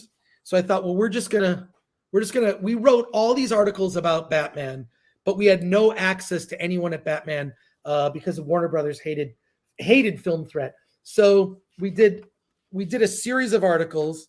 I'll find it. Oh, an interview with Jim Jarmusch. So we would get like the cool indie people. And then we had this weird scale where we would review movies based on like, metrics. Yeah, we tried to make it. It was weird. I wanted like because I loved like getting a Macintosh computer back then kind of changed my life. And I tried to make the graphics kind of have like a tech feel to it. Here's see our Tales from the Casting Couch. I didn't realize we started it in 92. That's much earlier. So we did this article and we had two people who were extras on the set talk about Batman Returns. We talked about like why, where's Billy D. Williams? What's going on? We did, oh my God, we did this thing where I took a friend of mine, his name was Victor Minharis. Victor, at the time in 92, he was the deputy district attorney of the city of Los Angeles. And he went through the first Batman movie, 1989, and wrote all the crimes that Batman committed and how he would prosecute the case. So we had like a Bat crime chart. Oh, that's cool. Of like he literally went through the movie and just like listed every single thing that Batman did. Him to do that, or he did that on his own, or. And then we were comparing the Batman TV show and Batman Returns. I don't know if you can see that there, but there are a lot of similarities in that. that we were trying to point out. Anyways, not having access actually made us think more creatively. Oh, another interview with Clive Barker. But yeah, Alex Cox. All right, we're losing viewers, I think, because I'm getting way too verbose in this. Oh, you're look being at this. reminiscent. Reminiscent. Gabe Alvarez wrote an article, Tetsuo, the Iron Man. Look that up. It's classic indie sci-fi. Yeah, pretty cool. Pretty cool stuff. Oh my God, this was a comic book. Detroit Murder City Comics. My buddy Rick Metcalf did that, and Kent Myers. Wow. All right. I'm going to sign this one. All right. Cardinal Sin is responding $2. This is the greatest Christmas present ever. Well, Merry Christmas. Well, Merry Christmas. Appreciate that, Cardinal Sin. Awesome. Oh, now this issue, this is what kept Film Threat around for a long time, longer time than it could have, was our Ren and Stimpy issue. Also has, of course, the Frigid 50 in there again, right there. But we did an incredibly detailed article about Ren and Stimpy. Glenn Barr worked on the show at the time. We got access to artwork that wasn't in anything else. Talked about other projects that John Cristofalusi was working on. Had an interview with Billy West, interview with John Cristofalusi. Just all sorts of crazy artwork. This was one of our best-selling issues. We did an episode log of Ren and Stimpy. It was that weird kind of show that, like, you would say, is this for Chris or kids? Is it for kids? Is it for adults? And then there you go. And look, Tales from the Casting Couch interview with Brink Stevens. Do you know who Brink Stevens is? No. That's Dave Stevens' ex-wife. Oh.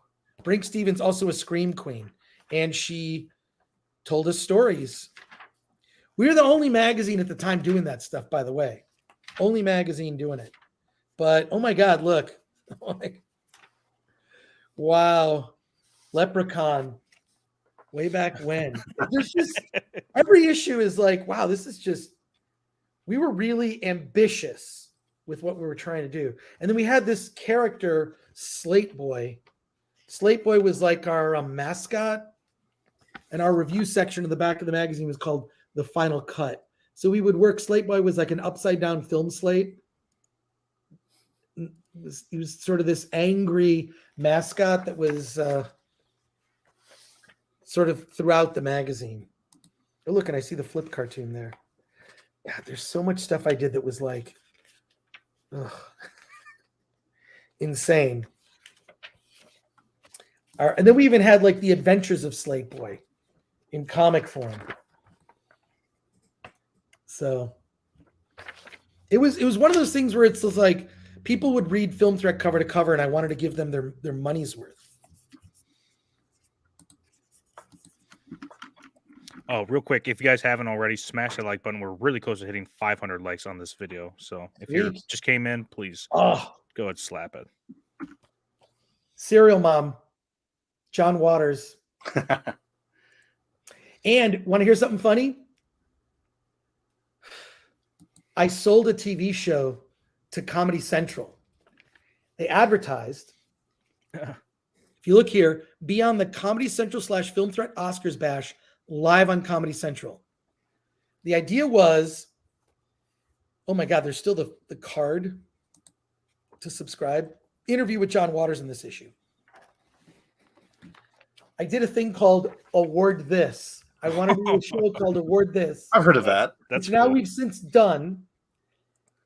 We developed this show, was going to be a series of bits, right? So the concept behind it was the commercial breaks.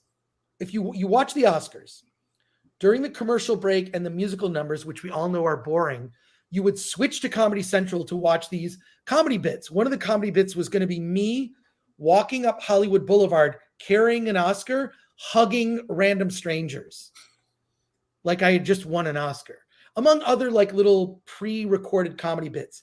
Then when you switch back to the Oscars, you would keep Comedy Central in picture, and we would silently mock what was happening live. Does that make sense? Yeah. It's kind of the first version of a watch party. The legal department got so freaked out 2 weeks before the show was going to happen, they canceled the whole show. And they had to pay me some settlement money for not doing the show. But they advertised it. They did this whole thing. This is what, 1994. We came up with the name, award this. And we had all these comedy bits. We had a producer, comedians, all the stuff we were going to do. Sure, you want to watch the Oscars, but the acceptance speeches drag on. Some awards categories are deadly boring. Actors spout off about causes you couldn't care less about. 1994, folks. 1994, talking about this stuff. So we thought, like, I really was like, well, we can. And look, even on the thing, there's like, you know, Slate Boy kicking an Oscar in the ass. I was like, well, let's just make fun of the Oscars live during the Oscars.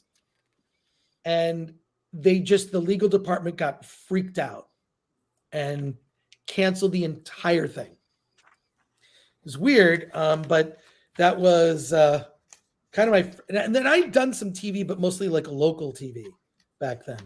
Wow. And we did this thing, a buyer's guide to film school, where we would actually rate the film schools. And we did this whole chart rating the film schools. We put it by the cost. And one of the things we did it by from the highest cost to the lowest cost. And we included, oh my God, the School of Life. If you look there, right there was School of Life was the least expensive. But we had all these schools ranked and we did this survey. Now I actually think School of Life was probably be the better way to go. My buddy David E. Williams and Dave Parker went on the set of Serial Mom with John Waters. John Waters is my hero, still is. What a great, John Waters, such a great, amazing person. Anyways, yeah. All right. I don't know if I can do this like. Yeah, how many do you have left? Oh, just a pile like this. Yeah. Oh my gosh, there's no way. We're not going to get through it. We're not going to get through it. I'm already 2 hours into this. Yeah, are we 2 hours in? Yeah. Oh shoot, we're 2 hours in. All right, I'm going to sign. By the way, here's the Slate Boy Octopus Monster T-shirt that you can buy at shop.filmthreat.com. Comes in black and white, of course. Oh yeah, there you go. There's Slate Boy right there. Yeah, so pick that up. You know what? I'm not going to tell stories anymore. I'm just going to sign them, but I'm going to show you the covers. You can find a lot of these. Some are on Amazon, some are on eBay, and I will find them at comic conventions. We did another Frigid 50. We did an article about the Fart Man movie because I was a big Howard Stern fan back in the day. There you go. There you go. You licensed those photos from, I don't know, some news agency. And then, yeah. And and then we did, what's this calendar we did? Celebrity Scandal Calendar. It was literally all the weird celebrity scandals at the time. And it was like a celebrity scandal for every date. You could hang this on your wall. It was a weird celebrity scandal for every date. I'm trying to explain to people like why kind of Film Threat has like the reputation it did. And it was because we would do crazy stuff like our third annual Frigid 50. I think we should bring the Frigid 50 back. Put Kathleen Kennedy at the top of the list. You could get Glenn to do a good video on it, like a quick little short video or something. We reviewed Freaked. Freaked was actually on the cover of Film Threat because I knew Tom Stern and Alex Winter back in the day. Now Alex is making documentaries. Wow. Okay. All right. Okay. So so super chat MK Solid 82 for $1.99. Did Film Threat have any fold out posters? Not like Mad Magazine, but we did like stuff that would kind of make fun of. We did a fold out poster once. I interviewed Charles Bukowski in an issue. That's a long story. I think I'm just going to show you the covers and sign them because I won't get through them if I go at this pace. Okay, so Michael Colliar for $1.99 says, Chris, thank you for turning me on to 525.77. We covered Anne Flux in the magazine. Also, Dazed and Confused, Richard Linklater's movie. Did an interview with Richard. I was a big fan of Richard Linklater. Dazed and Confused was awesome. The movie still holds up. Probably one of the best movies about high school ever made. So many of those actors have gone on to, become huge stars. But at the time, they were nobodies. Oh, my God. Anne Flux. Oh, my God. I loved Anne Flux at the time. The thing was great. God. Okay.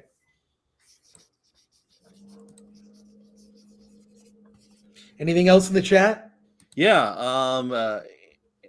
Empress NM. How about the Tepid 10?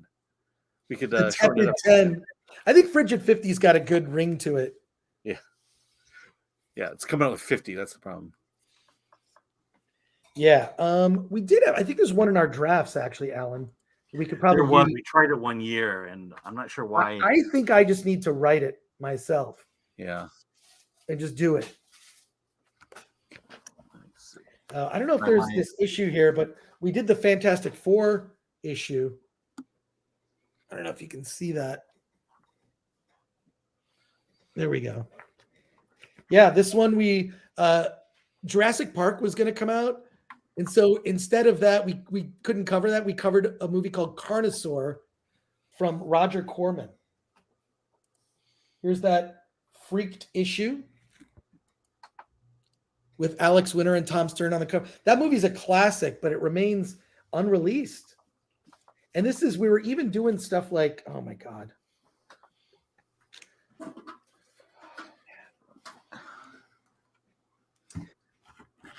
Tales from the Casting Couch, we talked to men who were harassed, not just women back then. Kind of crazy. We declared war on Premiere Magazine. This funny. is war. We encouraged our readers to get involved in the war. This was when Star Wars wasn't cool. There was a guy named John Snyder who did an underground magazine called Talkin', basically a report from the Star Wars generation. He ended up becoming the editor of the official Star Wars fan club magazine. And John Snyder, a great guy.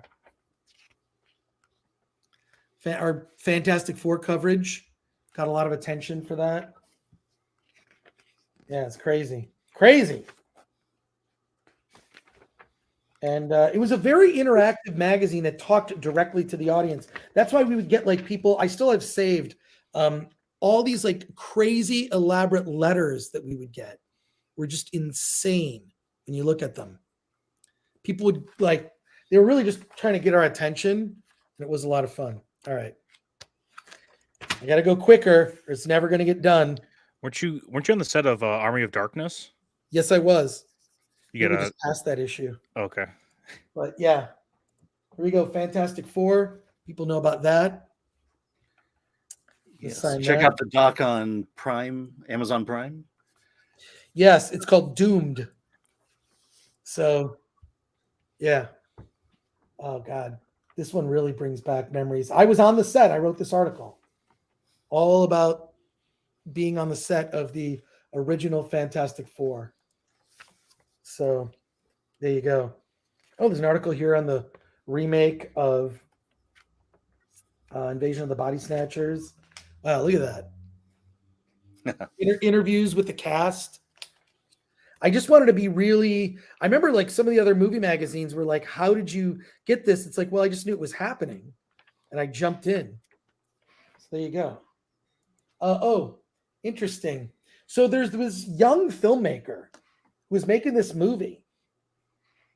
It was really weird. This young filmmaker no one had ever heard of. He was going to make this movie in Super 8 until Harvey Keitel said, no, I'll executive produce it. I'll make your movie for like a little over $1 million. And it was a movie called Reservoir Dogs. And we did a cover story on it. And I saw Reservoir Dogs. I was in a screening of it. And I sat in the screening and it was bizarre to me because I was like, I thought it was like the scene, you know, with the ear. Okay, I'm not going to say anymore. Scene with the ear happened, and like a bunch of people got up and walked out, and I found out later it was one of the reviewers from Entertainment Weekly. When I saw it, I thought this movie's incredible. This is like a revolution. This is insane. Who is this guy, Quentin Tarantino? And Quentin had come to a party that I had like months earlier. I would have these like crazy parties in my backyard back in the day. It was just like everyone's invited. Barbecues was like a fun thing. And he was there among a lot of other people. Anyways,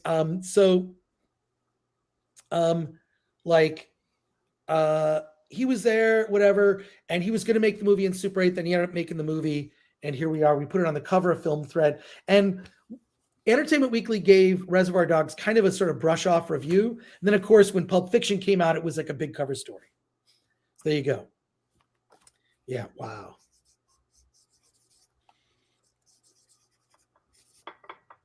Wow, that is insane. I'm going to go through these real quick. Just going quick. Ren and Stimpy, what happened? And I loved video games, so you know, we put this on the cover, Double Dragon, the Double Dragon movie, which turned out to be not so great, but you know, we covered it. Wow. And then we did, because I really liked, there was at the time kind of a big deal was interactive movies, which you could play on the Sega CD. And I thought, well, this is going to be, it's movies that you play. It did not, they ended up not being so great. I'm just going to show the covers. These are rare. At some point, I will find a way to put these out.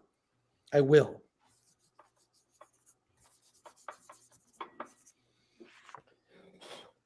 Be careful here. All right. Oh, this is great. So Oliver Stone was a huge fan of Film Threat. He actually read it, and he invited one of our writers to be on the set of Natural Born Killers. So there you go. So there's an interview with Oliver Stone in here. God, yeah. We were kind of like, we're in the middle of like, is the magazine going to survive? So we went to newsprint, part of it. Part of the inside was in newsprint just to save money. So any other super chats or chat questions? Yeah. Barthol Games says, was that a real interview with Nick Cave, or was it a fake interview like Spielberg? No, real interview. So it was an earlier issue, but yeah. A real Nick Cave exclusive interview. There you go. I covered Tank Girl at the time. We covered a lot of like Asian cinema, world cinema. You see up there, you know, Sex and Zen was a movie that we covered.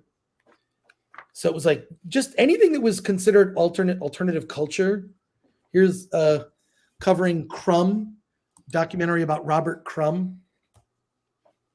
Raylo Normie says, any of your reviews that make you cringe now? Not so much the reviews, but things I did, like crazy, sort of over the top, like stunts, like the war on Premiere. I don't know that I would do that now. There's definitely like I'm over halfway through. So yeah, I'm just showing that we have the Juliette Lewis interview posted from Natural Born Killers. Oh wow, here, right here. Adam Ball. For a time, I like, because I was working on other magazines at Larry Flynt, I kind of put distance between myself and Film Thread. I had to work on other stuff. So Paul Zimmerman took over as editor, and these are we're sort of in his era of those issues. So I think I got to the, I think it was the issue, yes, the 10-year anniversary issue. So the 10-year anniversary issue we put out, and then that was like, okay, I've done Film Thread for 10 years. I'm going to go make my own movies. And that lasted, that didn't last very long. I was back doing the magazine. Yeah, this was our, look, Sam Raimi, Tim Burton, Richard Linklater, Quentin Tarantino, John Waters. It was kind of an explosion of indie filmmakers at the time. Yeah. You know? Salman Thornton asks, what is your favorite interview? Probably one we did with William Shatner, which was kind of a joke. It's in print, but I heard the audio because I have the audio from it because I used to save all the cassettes of our interviews. And in one of the all he did was ask William Shatner. It was just sort of standard interview bullshit PR stuff, which I hated. And he asked Shatner without any kind of preamble. He said, "What's the deal with Sulu?" And Shatner was like, "What's the deal with Sulu?" This is way before any rivalry between the two of them. But it planted this weird thing in his head. What's the deal with Sulu? What do you mean by what's the deal with Sulu? And it became this whole interrogation about why are you asking me this question? This is a stupid question. But Film Threat was kind of known for like doing stuff, which is why we didn't get a lot of access from studios. You know, they were, I don't want to say they were afraid of us.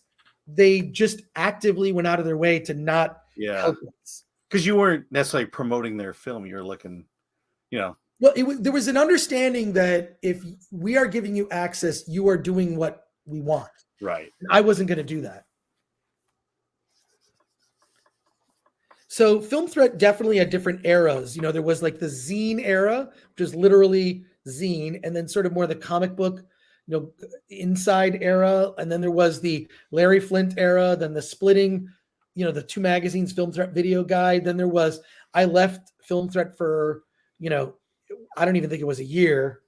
And then Paul Zimmerman took over.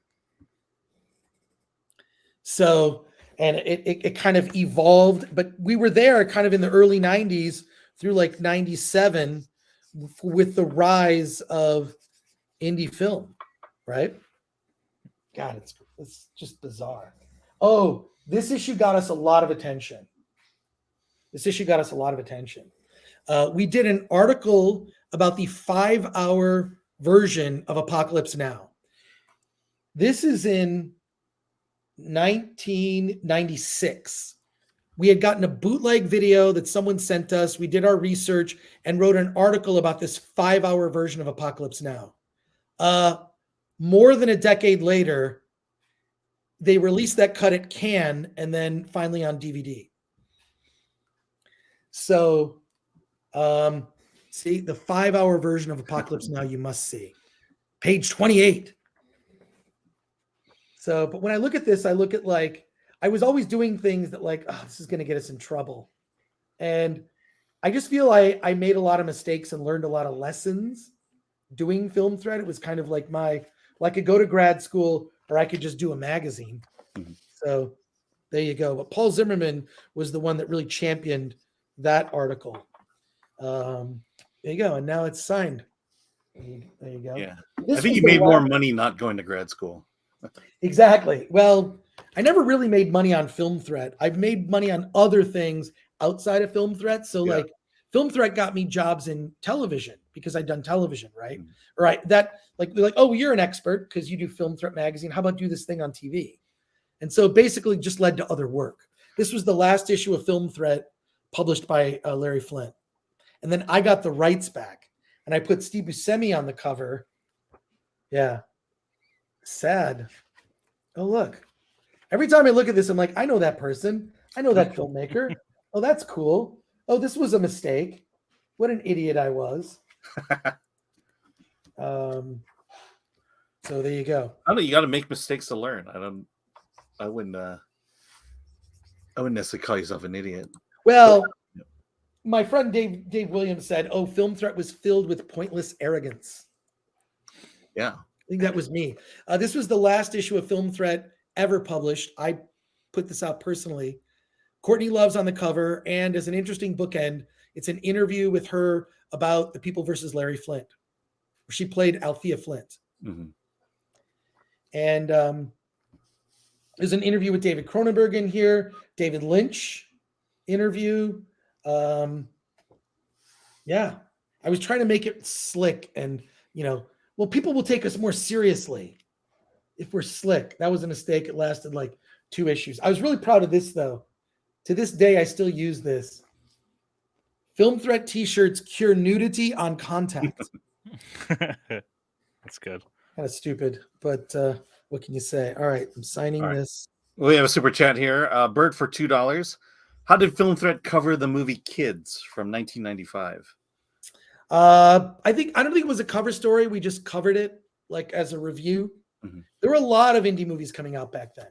And you kind of never knew where it was going to go. I'm also going to include in there, Gil. You ready for this? I'll do the books. I'll do the books. Well, I'll show you the books and then I'll sign them later. But wrote a book called The 50 Greatest Movies Never Made, put out by St. Martin's Press. This was put out in the late 90s. Covered Swirly. See Swirly in there. The Betty Page movie at the time. And these were like unproduced screenplays. The Silver Surfer movie is in here. It was originally called The 100 Greatest Movies Never Made. St. Martin's put it out, and it was one of the first digital books. It wasn't a Kindle, but it was something else. You could buy the book digital. You can find used copies of this. Then I did a book called The Complete DVD Book. This is for filmmakers. I co-wrote this with my friend Paul Salamoff. And it's about producing your own DVD. Both from he wrote the technical side, I wrote the producing, more creative side. And probably dated, but I always made sure that stuff that I did would, anything that I would do would be timeless, the information, because once it's in print, you can't change. If Alan makes a typo on a review or spells someone's name wrong. Never happened. It's never happens. It's rare, but he can fix it like that. It's not a big deal. No big deal. Yeah. But in a book, a typo will drive me nuts. So I did that. Then I did 4 editions of a book called The Ultimate Film Festival Survival Guide. This is probably my favorite one, the 3rd edition, which is like over 1,000 film festivals.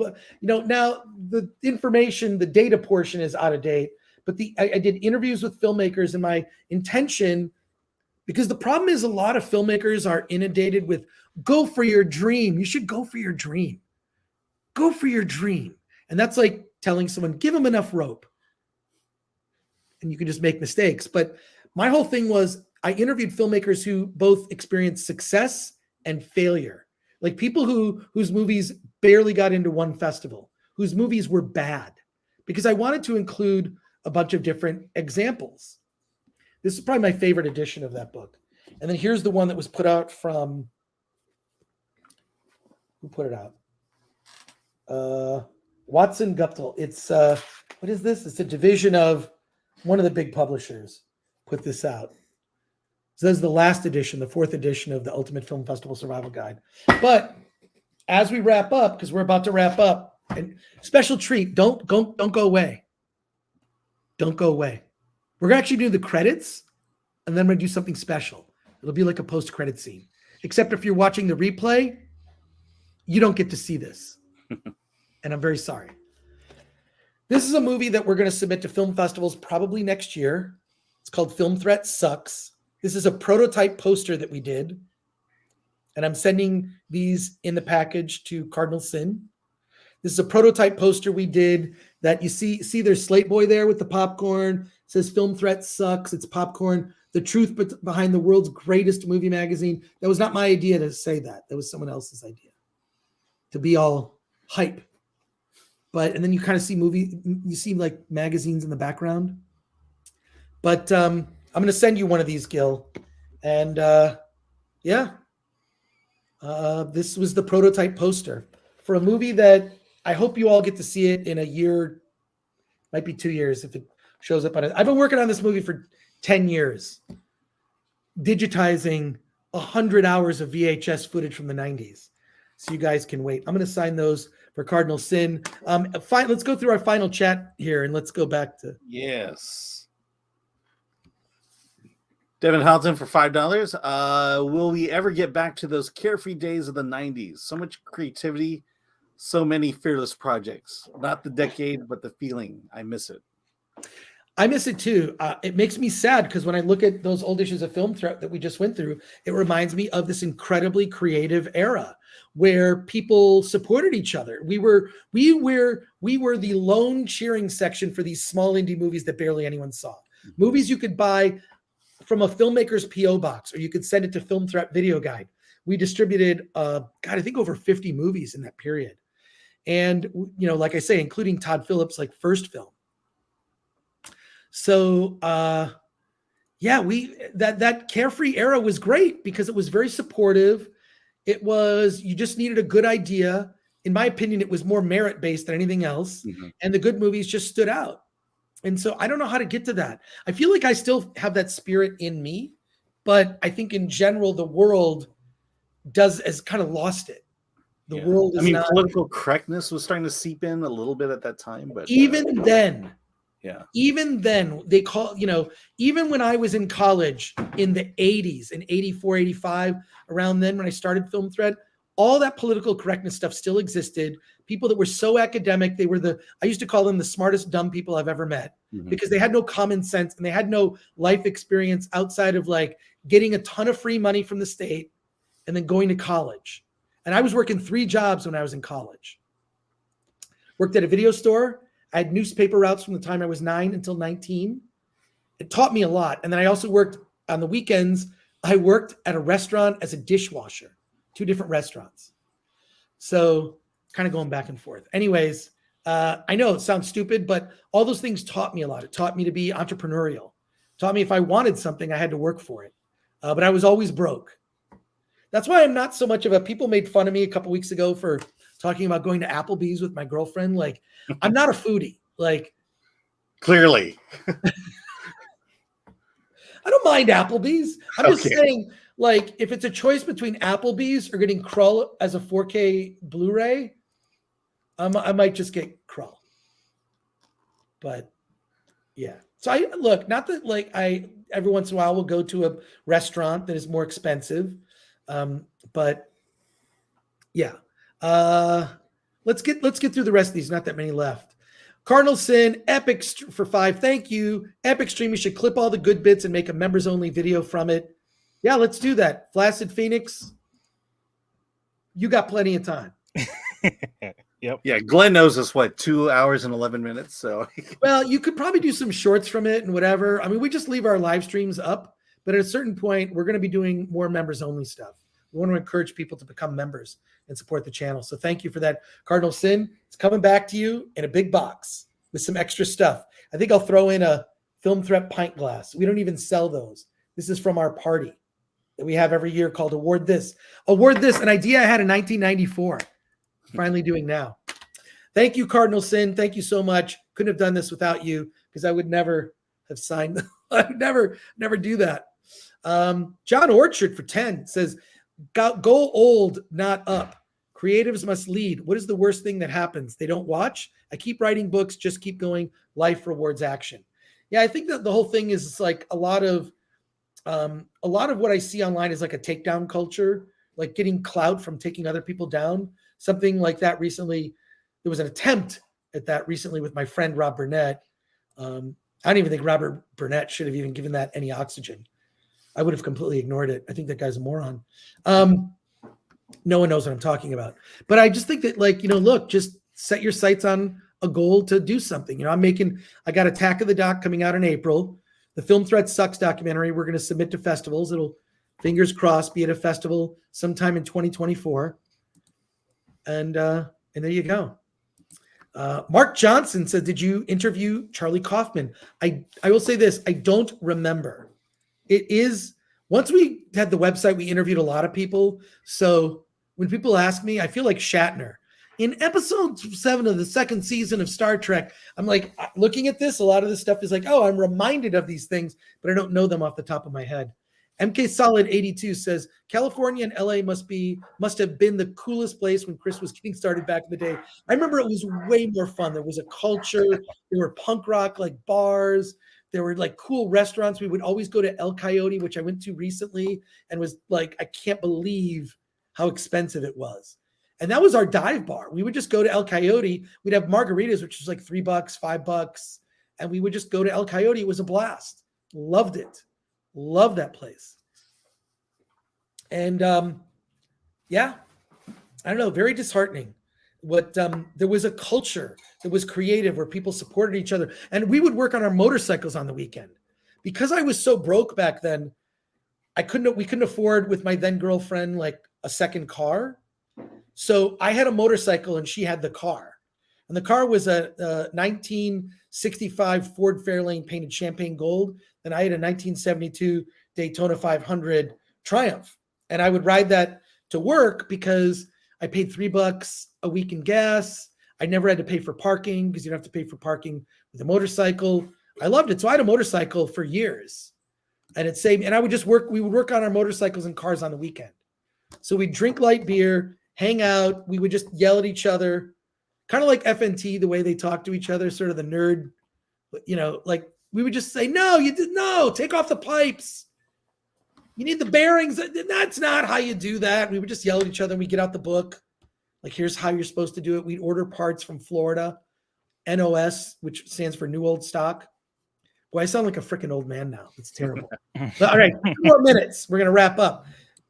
But stick around for a special, very, very special thing. Akanika, member for 5 months. Appreciate you guys. Thank you. Thank you, Akanika. Thanks, Akanika. Sparta 300. Would you compare early Film Threat to early Rolling Stone magazine? I wouldn't, but I was listening to NPR once. True story. Driving down the road. This is like in the 90s. I'm driving. I'm listening to NPR, when it wasn't so one-sided. Listen to NPR, and they were like talking to a guy who was a zine expert, talking about the world of zines. And the guy asked, the interviewer asked a question of this zine expert, can you think of any zine that transitioned from a zine into a nationally distributed and respected magazine? And the guy said, I can only think of 2, Rolling Stone and Film Threat. And I'm driving, I'm like, what? The guy mentioned Film Threat in the same breath as Rolling Stone, and I was taken aback. So that was pretty cool. John Manilang, member for 4 months, says, Alan, Chris, so grateful I discovered your show this year. Easily one of my highlights of 2022. Never changed, gentlemen. Thank you for that, John. Oh, we'll change. We'll change, but we'll probably yell at each other. Kevin Rubio, my friend Kevin Rubio, who is going to be on the show at some point. When we do our Critics Court, Kevin's my first on my list. I worked on The Dark Backwards. A lot of people did. It's interesting how many people worked on these small indie movies and then went and did amazing stuff. Inquisitor Tit Bizon. I think I remember the pronunciation now. Inquisitor Tit Bizon is a member, says, I love Chris and Alan's dynamic. They remind me of the movie Grumpy Old Men with Walter Matthau at times. Like old bickering friends that know each other way too much. What do you think of that, Alan? I'm Jack Lemmon. All right. Well, there you go. All right. You're Jack Lemmon. So there you are. Hey, want to thank you all in the chat. Thank you so much. Want to thank Flaccid Phoenix for dropping by, saying hello. Stay tuned after the credits for a special thing. I got to get this set up. How do I set this up? I'm going to set it up. I don't play the music, Alan. I know. This is the grumpy old men part. All right. Just a reminder that Flaccid Phoenix has a 12-hour 2-tower stream coming up on Friday. Okay. Which Alan and Chris hopefully will be able to make a quick little appearance. And I think George Molo might be making an appearance as well. And I know Mexican Iron Man and my friend Zach's, we're all trying to get this thing going. It's going to be awesome. Cool. So I'm saying goodbye to you. I'm going to play just the first few minutes of this. I'm going to cut it off at a certain point and end the stream. Flaccid Phoenix is going to clip it because I appreciate it. I appreciate it, Flaccid Phoenix, that you'll do that. This is a rough cut of a film that's been worked on for years. I am just, because in the holiday spirit, going to share with you the first few minutes of the doc. Been in the works for a decade now. And it's about Film Threat, and it'll be out in the next 2 years. I promise. We're 2 years away. We may actually have to do another Kickstarter for this because sound mix, color correction, legal, there's a lot. And you'll get a glimpse of it right after the credits. Thank you so much. Have a great holiday. Alan and I will be back on Friday at 9 a.m. Pacific time, 12 noon Eastern. Alan, Anything else you'd like to say? Just filmthread.com. Keep visiting it. Next week, we are going to have a special 2-part article about the self-loathing of bros. It'll be interesting. That's going to be on the website? That'll be on the website, yes. That's great. All right, let's get out of here.